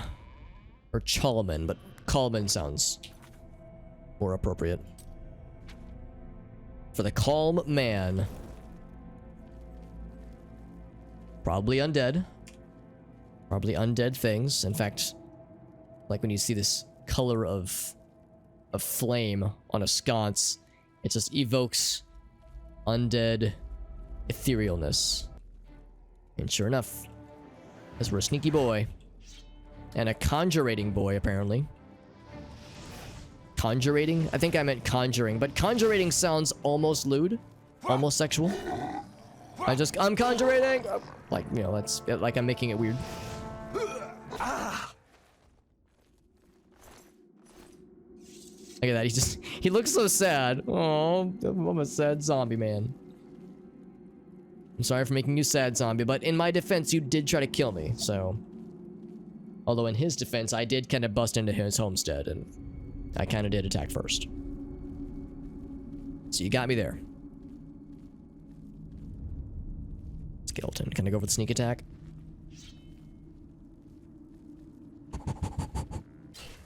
I'm actually surprised we were able to pull that off. That was kind of satisfying. Wasn't sure it was going to work out. Ouch. It wasn't a ton of damage, but it was enough.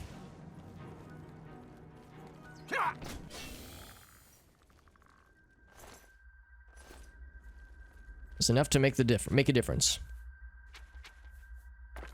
I have 2 different flavors of arrows in me. Good for me. Lucky me. No other directions to go. Oh, this bow landed all the way out there.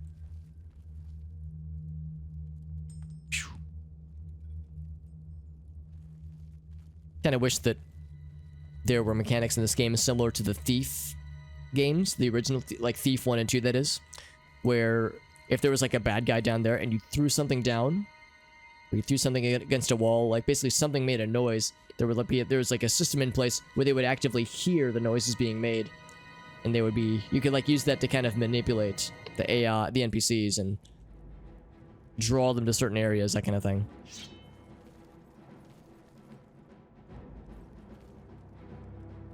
Which is pretty impressive, because given when Thief came out, Thief 1 and 2 came out, some pretty impressive systems in place for that kind of shit, if you ask me.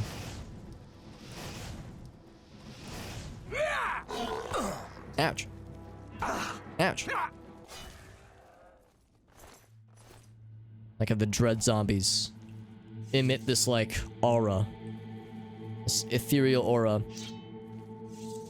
The answer is probably, oh yes, it's their, like, undead power. Their essence, like, seeping out because they're so powerful. What I like to think is just they just stink. is they got a zombie stank. That's just, you know, overpowering. And that's what makes them strong. It's not that they do more damage or that they have more health. It's that when they hit you with, you know, with like their attacks, the physical damage is the same, but there's like an added element of like, man, that smells really bad, and it makes your character want to pass out. And then vice versa, if you're trying to attack them, and you got your sword, you're getting close, and then you go to seal the deal, but the smell like overpowers, and you're like, oh god, and you recoil a little bit, and your attack doesn't have as much oomph behind it. I think it makes perfect sense to me. The stank, that's right. See, Regal Dude, I knew you'd get it. I knew you'd understand.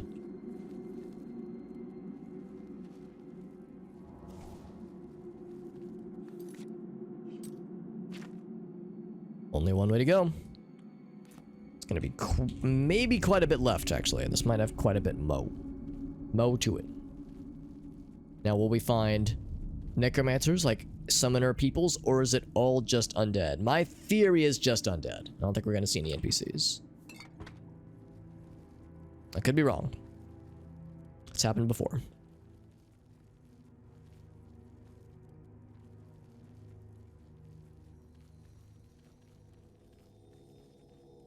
See, one spiky ball, two spiky balls.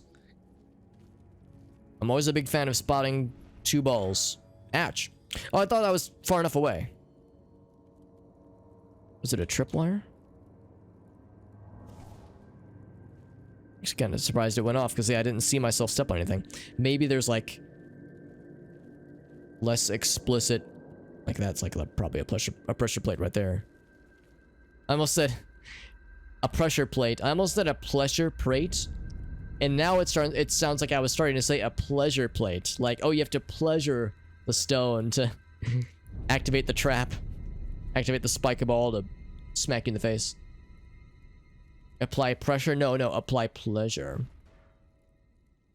You see, I didn't even touch that one. I think it must just be a proximity thing then.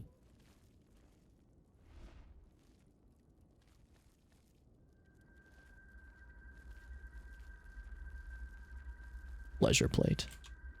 That's not a real trap configuration, probably.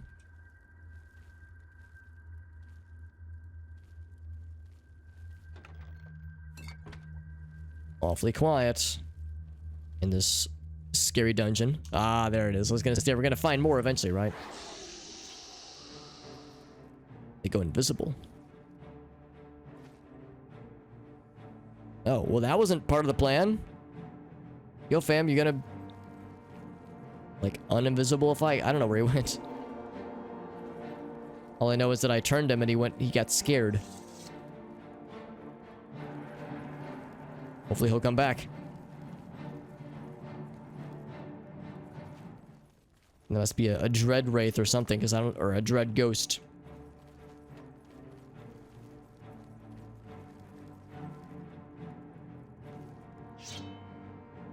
Still battle music, so something knows where I am. There you are. It's weird that he went invisible. What manner of beast are you? Undead beast. Ancient ghost, not dread ghost. Same thing.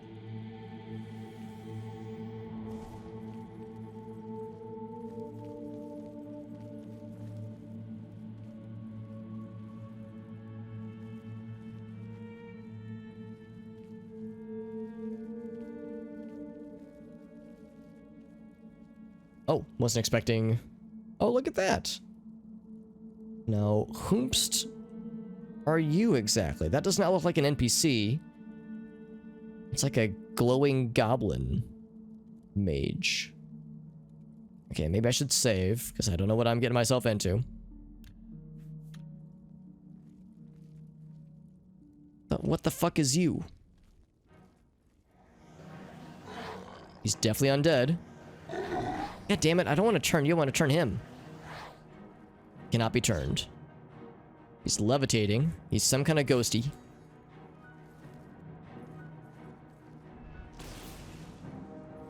He's a fuck ton of health. He's some kind of lich, maybe. Son of a lich!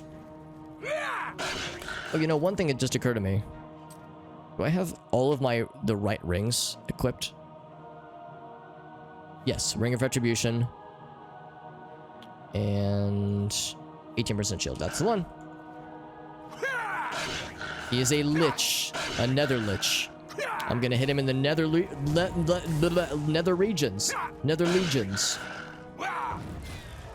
It's fucking my willpower, man. I wish that you would not fuck my willpower, pretty please. Looks pretty cool as fuck, though. Staff of Confusion.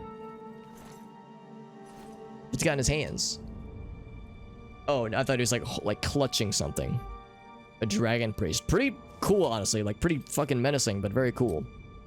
Now, sadly, he gave me brain damage, but I think my willpower has recovered. I know, I think I have restore willpower.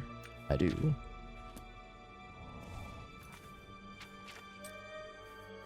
$93. Yeah, it was damaged. Brain damaged.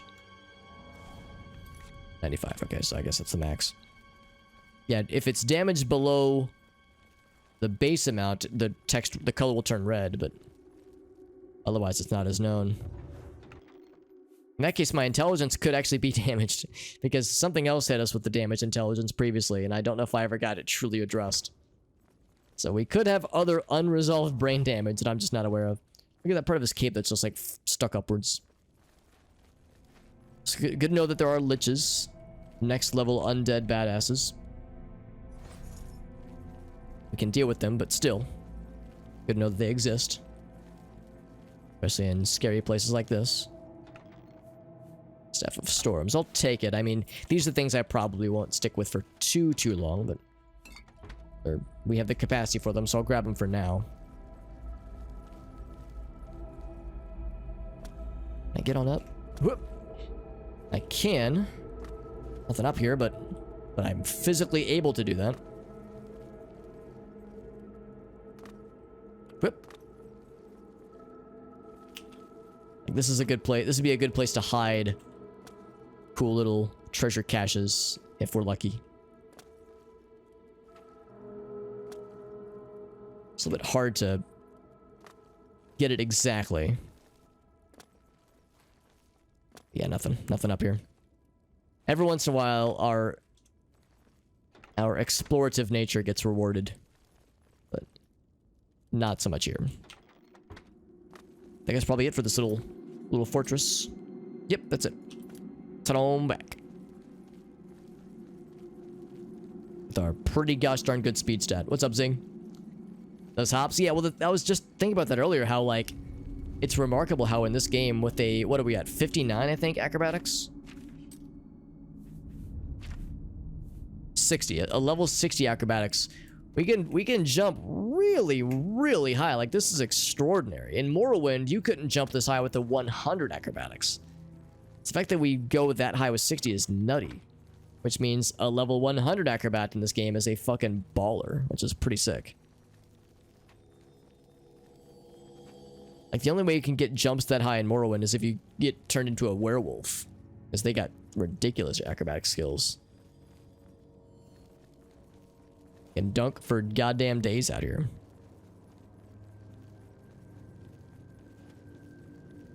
I think I'm going the right way, and this feels like the right way.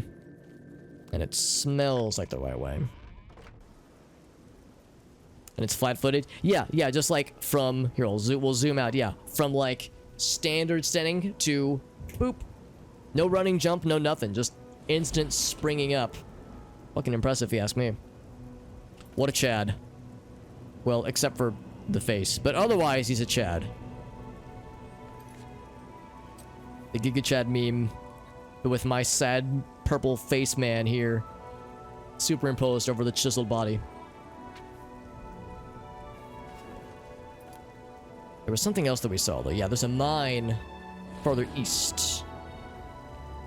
Farther east by northeast. So I want to check that out real quick.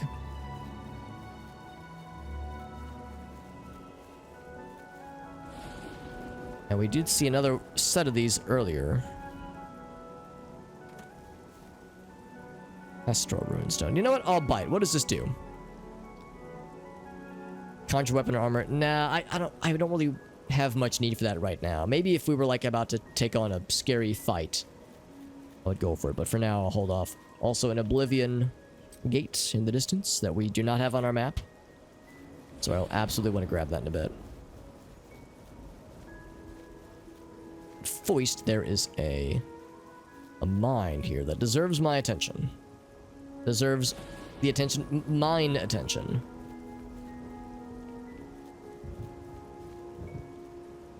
And some kind of hotel or small town, maybe small village. House icon towards the northeast. Exhausted mine. And a goblin lad in these parts. Berserker, no less. Now, earlier these were a problem, but this is still just the basic level Berserker, so they're really nothing to be worried about. I don't know what weapon he was wielding. Where is this? Ah, here it is. It's probably going to be goblins. Now, granted, they're still annoying little fuckers.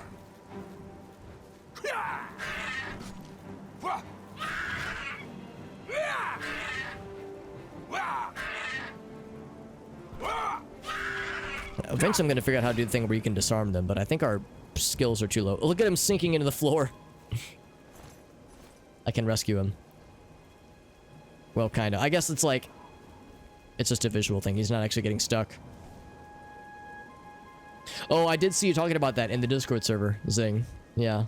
About you and Elgaso were both kind of commiserating over the state of the current Path of Exile update, but the fact that they're working on a patch is encouraging, so... If they're acknowledging there's a problem and not just ignoring it. Whoa, what the heck? What the heck, man? So that's reassuring. Because some games, they'd just be like, nah, fam, we don't see the problem. Smiley face. Deal with it.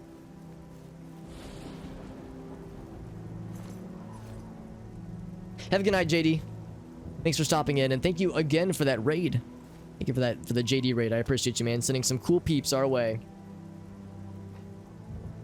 And yes, yeah, get your daily, get the daily scratch ticket for PSO2. Because yeah, I think, let's see, tonight's Tuesday, so they're doing maintenance right now, I think. But the maintenance will be done by morning, so I should be able to grab it there and get it before work starts. Yeah, that was the big one. It sounded like the kind of thing that was like probably not like a design choice. It sounded like there were bugs or something that they had not accounted for, because yeah, like if the looting system was that busted, it's like surely they didn't mean for this. Surely it was the result of some kind of oversight. 25%. Really? Yeah, I mean it's a step in the right direction, but is it enough though?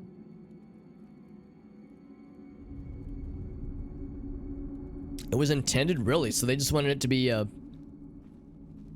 like they wanted to be. Oh, he turned around. God dang it. Long spell. Yeah, they wanted to be, what's the word? A famine. They wanted to be a famine season. So little goblin berserkers are so, like, high energy. They're so jumpy and like, wild. Impossible to tame.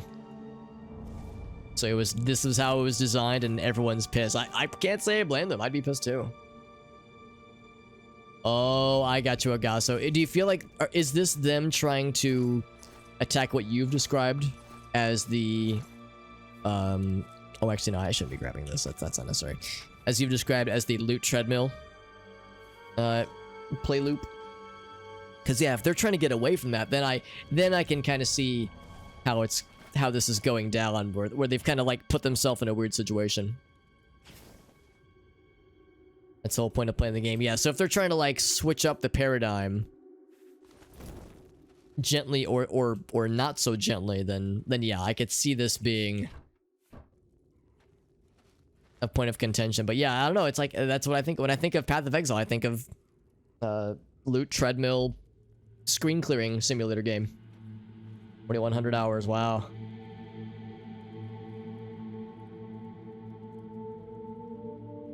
because the amount of grind. Are you saying it like takes a lot of grind to get to the end game stuff? Oh, hello. I'm gonna go for the sneak attacks. The sneaky snakes. 6 times damage. I think she just healed. Ouch. And she also just died like a chump. So yeah, 2100 hours. I'm hoping it doesn't take that many hours to like necessarily to see the end. It's just Staff of Silence. Is that any better than what I have? It probably isn't. 500 and 700. Yeah, it's actually way worse. Way worse. Alright, I should be checking these boards, because sometimes they are breakable. And there's like stuff behind them. Not always. It's pretty infrequent, but there could be some sneaky things sometimes. 3-month league cycle.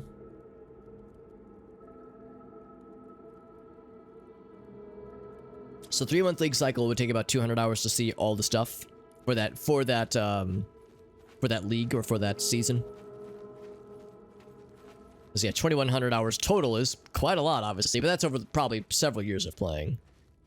Path of Exile's been out since like probably over 10 years now, right? It's been a minute, which is kind of wild to imagine. Squeak! When the RNG gods are in your favor. Well, I mean, usually they're hit or miss, which is how RNG typically goes. Open another goblin friend. Remember if goblins are weak to fire? Or resist fire anything? Yeah, lightning seems like it's fucking them up pretty good.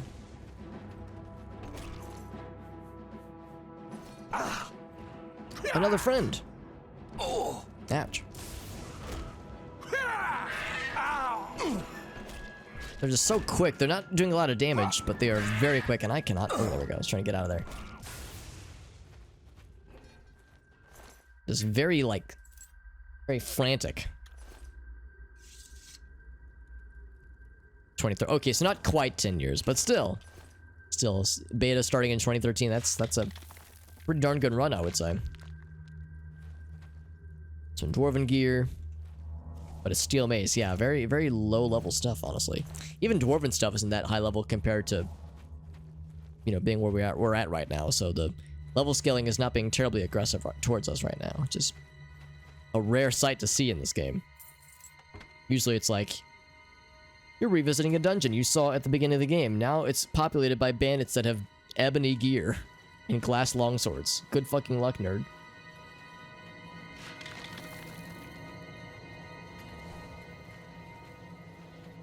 There's another shaman in the distance. Must have come from this direction, didn't I? Yes, I did. I doodly did.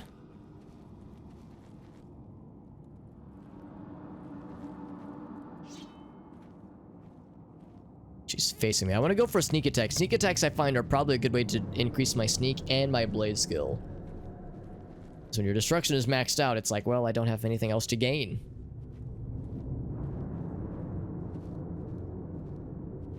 Just looking right at me, yeah.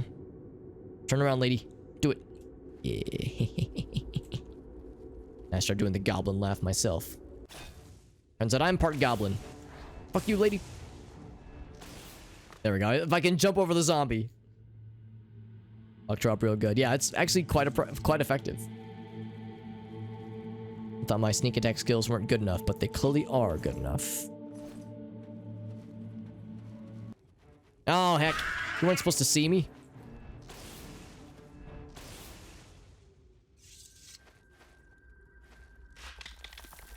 It's a sneaky silver vein. It just blends into the wall. Here we go. Just like I was saying earlier, the loose planks. It's kind of lame though, you just press the use button a couple times. I wish there was a wall kick button to just knock that shit down. That'd be much more satisfying.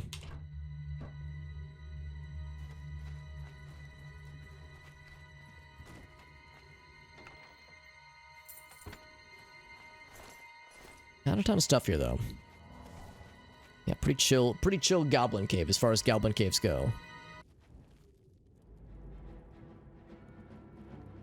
Can they not open doors? No, they can do it. They can do it. They just didn't want to. Ah! Oops, wrong button, wrong button. They're so jumpy.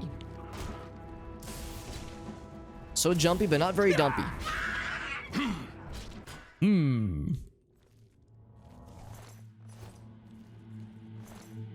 They had nothing on them. Full ass naked. Butt ass naked, apparently. Although I don't think I would want to use their goblin armor anyway.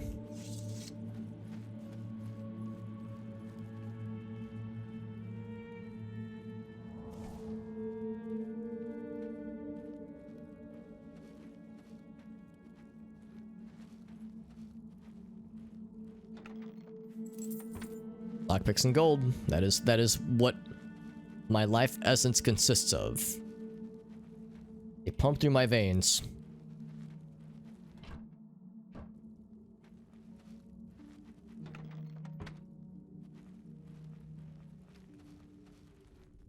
Alright, so into the next tier. The exhausted mind, the spent works. Spent twerks. Should save. We have no idea what to expect. Hopefully some bullshit. Or I'm gonna expect some bullshit.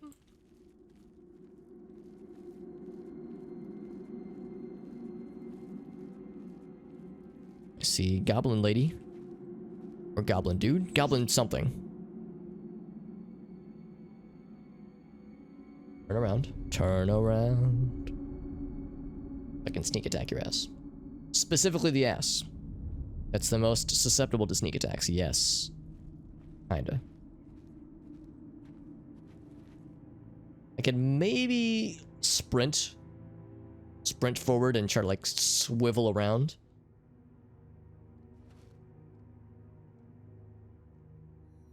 Just 90 degrees. Turn to the right 90 degrees. You know you wanna. Even like 30 degrees. Just a little bit of an edge. Come on, lady. Goblin laugh, yeah. Slap. Then she immediately goes for the spell absorption. And is a punk-ass bitch. Punk-ass bitch. Damn it, I missed my shit. Damn it, she closed the door on me. That's so mean. Oh, whoa, whoa. Oh, okay, I did kill her. Why'd the zombie... or maybe I closed the door. I didn't think that I did, though. You know what? I'm gonna close the door now. I'll show you. That was a bit of a mess. Whenever a monster runs away like that, it can be so frustrating, because it's like, no, you're supposed to charge at me mindlessly, like an idiot. Don't be smart and be resourceful. That's not allowed. So we have 2 more shaman. And here you both are, throwing things at me, including zombinos. Oh, I'm going the wrong way. Although it's a dead end anyway. Yeah, I don't want to get cornered. Should try to avoid that if I can help it. Whoa, sick front flip, homie. Alright, so I need to start using my resources, because I'm getting low on things. Stuff and things.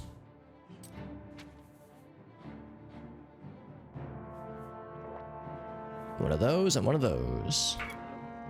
I think this zombie... Yeah, the zombie behind me was being more of a problem than I wanted to admit that he was.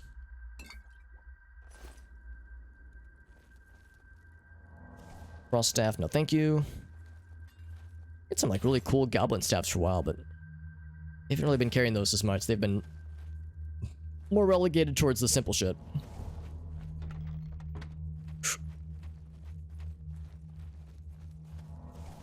So we gotta check that out in a second. So 3 shaman. Shaman and Sha women.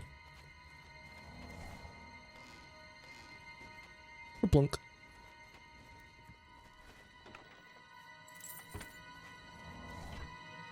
I'll take the torch. And that's it. There's 1. Just a dagger, and oh, I guess, yeah, that's the frost staff. Okay, so what about the other one, though? He had a dagger as well. Well done, or a short sword, rather. I'll take your healing potion, though.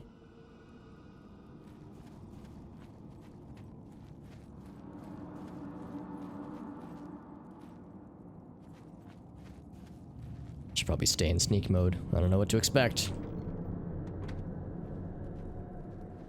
Should I go and grab those? I guess I might as well.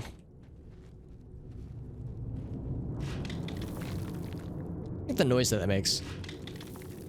Interesting noise. Not what I would expect a, like, mining for silver from a wall would sound like.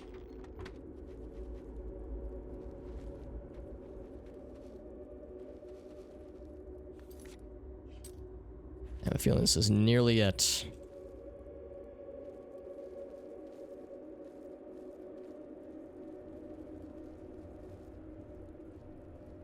Can I see anything? Any sneak previews? No? It is 1 a.m. by the way. I need to. This will be the last thing we wrap up for the night. Once we finish up this little cave, we'll wrap it up and find ourselves a raid target. Ooh, look at this. Okay, if that would have instantly killed him, we would have been extra sneak. But that guy definitely is aware of us. Bonk.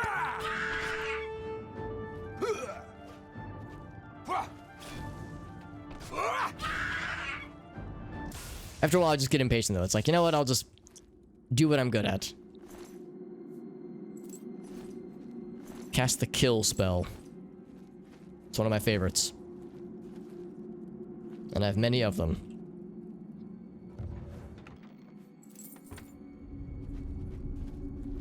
I always like whenever I unlock a chest with the unlock spell, and then I forget to switch off of it, so I'll find a bad guy and then I will aggressively cast the unlock spell at them.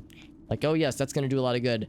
Let me just unlock their chest cavity so that their innards can spill out. And then it's like, no, I don't think it works that way.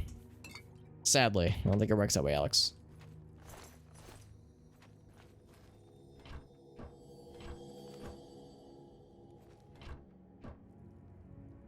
Also, like when I see stuff like that, it's like, oh, that's an opportunity to fuck with the physics.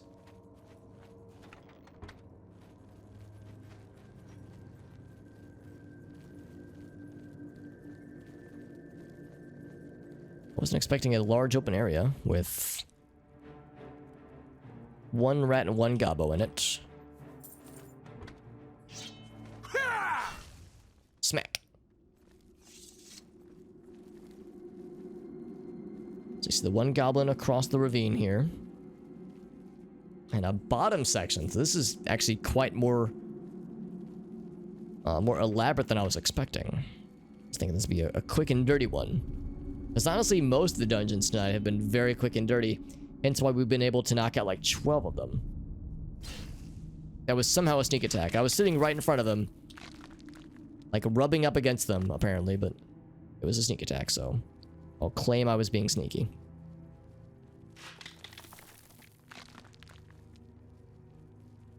Let's try the same here, but it's going to be a little bit trickier.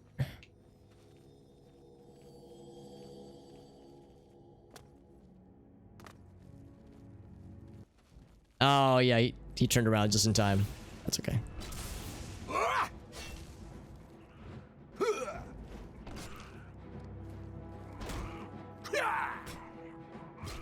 You think that the one for disarming is you hold back? And I've landed that hit a number of times, but I've never seen a successful disarm happen. So instead, I just go for the damage. That, like, lunging attack is just kind of my standard at this point.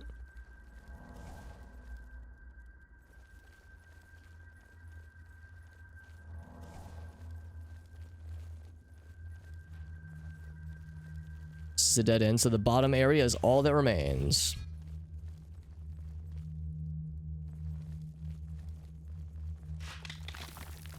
It's a large vein. It's an it's not a silver vein, that's a silver artery. Woo! Lots of big jump. gonna go ahead and save just because, once again, new zone, new instance, new possibilities. Wrong spell.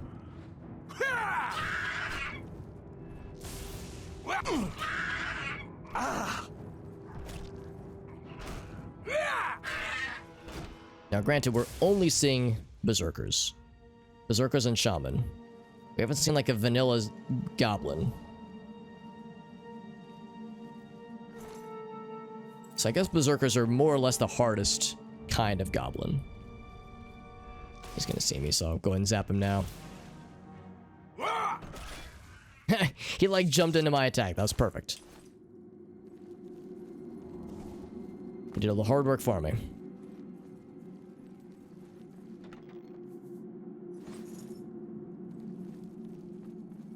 Oh god. Burning all this furniture. A dresser. Or not a dresser, but a bookshelf. And a skeleton. Here, I'll help. I'll help with the skeleton. The skeleton burnination.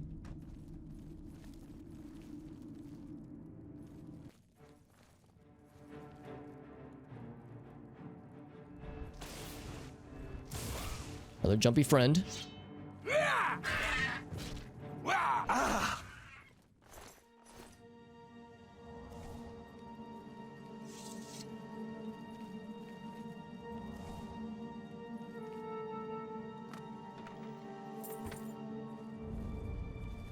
Alright. Will this be the final approach?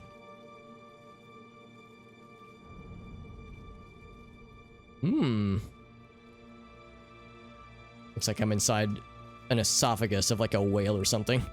Just this cave formation. Very spooky. I saw a rat. I see one gobbo. I see multiple rats. I ran right up to that one and it was apparently sneak attack despite it being right in his face.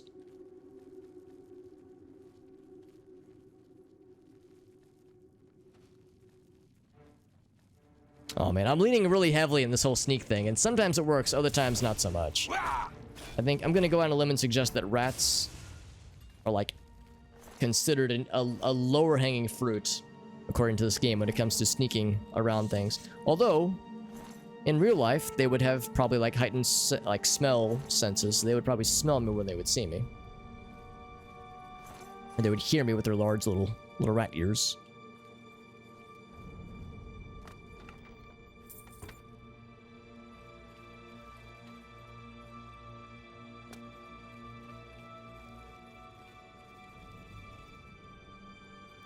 Can I like physics with this? I can't like pick it up and slosh it around. It's a shame. So after all this delving and diving deeply for dungeony do-goodery, what is our reward at the end? More goblins to fight. That's our reward. The friends you made along the way. Ask you to turn around, pretty please. I can, yeah, do exactly what I would like to do, please. It's like a pretty good amount of damage, honestly. It's pretty substantial.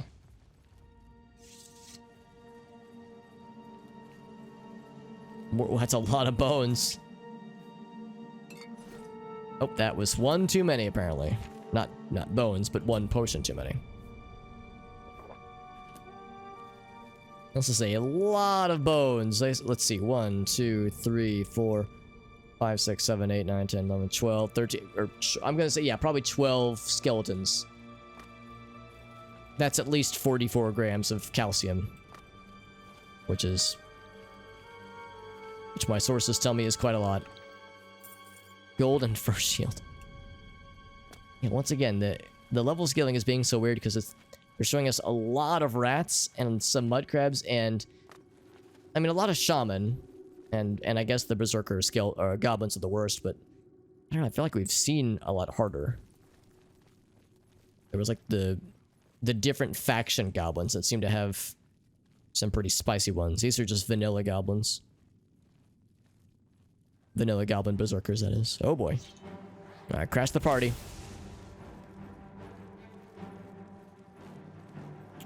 was gonna see if I can... What was that? Something nether boss? Is that like a new girl boss? Goblin nether boss. I've never heard of this before. And they're throwing a lot of things at me. Oh, but she's dead. And now, am I your new mommy? Am I your mother now that I've killed your mom? Apparently not. I know with some goblin formations, if you kill the chieftain, they will become docile and they won't attack you anymore. So you are now their chieftain or something. But he had no such qualms. He was like, nope, still gonna slap you around, so I had to preemptively slap him instead. The nether boss with the big mouth and a jade amulet. For Kayleen, revenge served cold. Stolen from someone. Interesting. So it's part of a side quest that we had no idea about, apparently. So we either did... This was like either maybe a sequence break. Maybe we did this like before we should have, prematurely. Or this is how we find out about this quest. So we'll have to hang on to this one. What was that called? So I know not to sell it.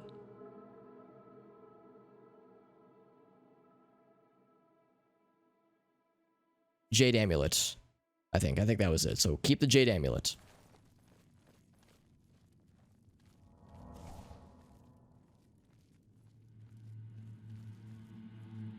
The nether boss.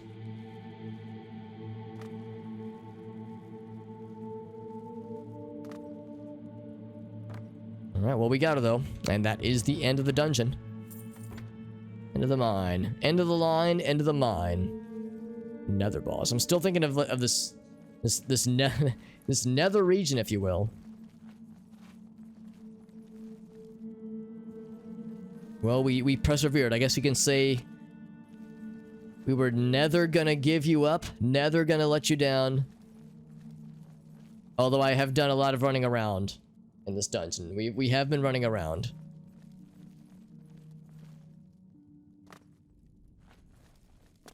But otherwise, I think it's on point. So yeah, that was a pretty substantial one.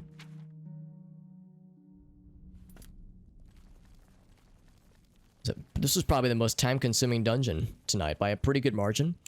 And it was apparently part of a side quest that we had no idea about. That's pretty neat. Rickroll survives after how long? After how many years? When did the first Rickrolls happen? I wonder. Because it's been a minute. Yeah, 10 plus old internet, years internet joke. Also, it begs the question, I wonder who was the first person, or like the first instance of a Rickroll? Because the idea of like tricking somebody into watching what was probably at the time a semi-obscure 80s music video. I don't know, it's kind of strange that it had all this lasting power. Because looking at it objectively, trying to be objective at least, I always felt like the song Never Gonna Give You Up is not... It's not horrible, it's not like a great song, I don't think, but it's just alright. 80s pop song, right? So I wonder what about it made it stand out when somebody, or back in the day, was looking for something that they could trick someone else into watching unknowingly. It's a 4chan, which, yeah, that tracks. That's how a lot of these jokes started. It would duck roll. There's a picture duck with wheels. I wonder if I've seen this one, because it doesn't ring a bell, but I do not doubt it.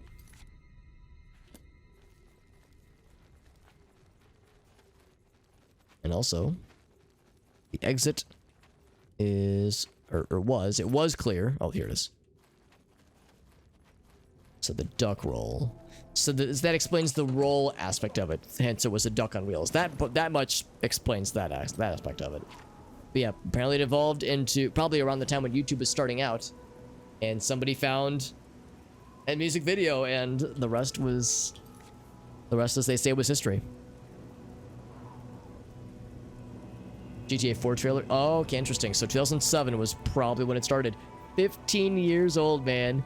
15 years old, and 2 GTA games ago, if we're saying 4 and 5.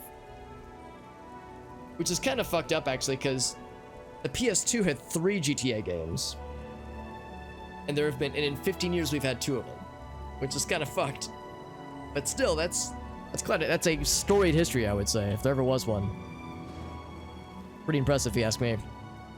Was there anything else that I wanted to do? Oh, there was an Oblivion gate that I wanted to add to our map. Where was it? I want to say it was further up here.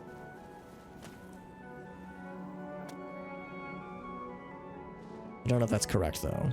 There was an Oblivion gate we saw, but now it's all foggy.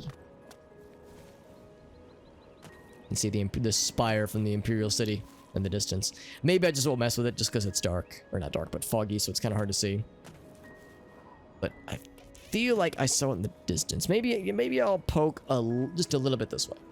Oh, there was also the question of this, either a hotel or a village further this way. So that does make me curious. The Doge revival? Yeah, you're not wrong, actually, because that was I would say a semi-obscure one for a minute. Because, yeah, Doge with, like, is it like the Doge posting of, like, the Shiba Inu with, like, the funny text and, like, the weird face that one famous Doge image is? The weird face that he or she was making. Harm's Folly. That sounds like a cool name. Let's save here and we'll explore it more next time.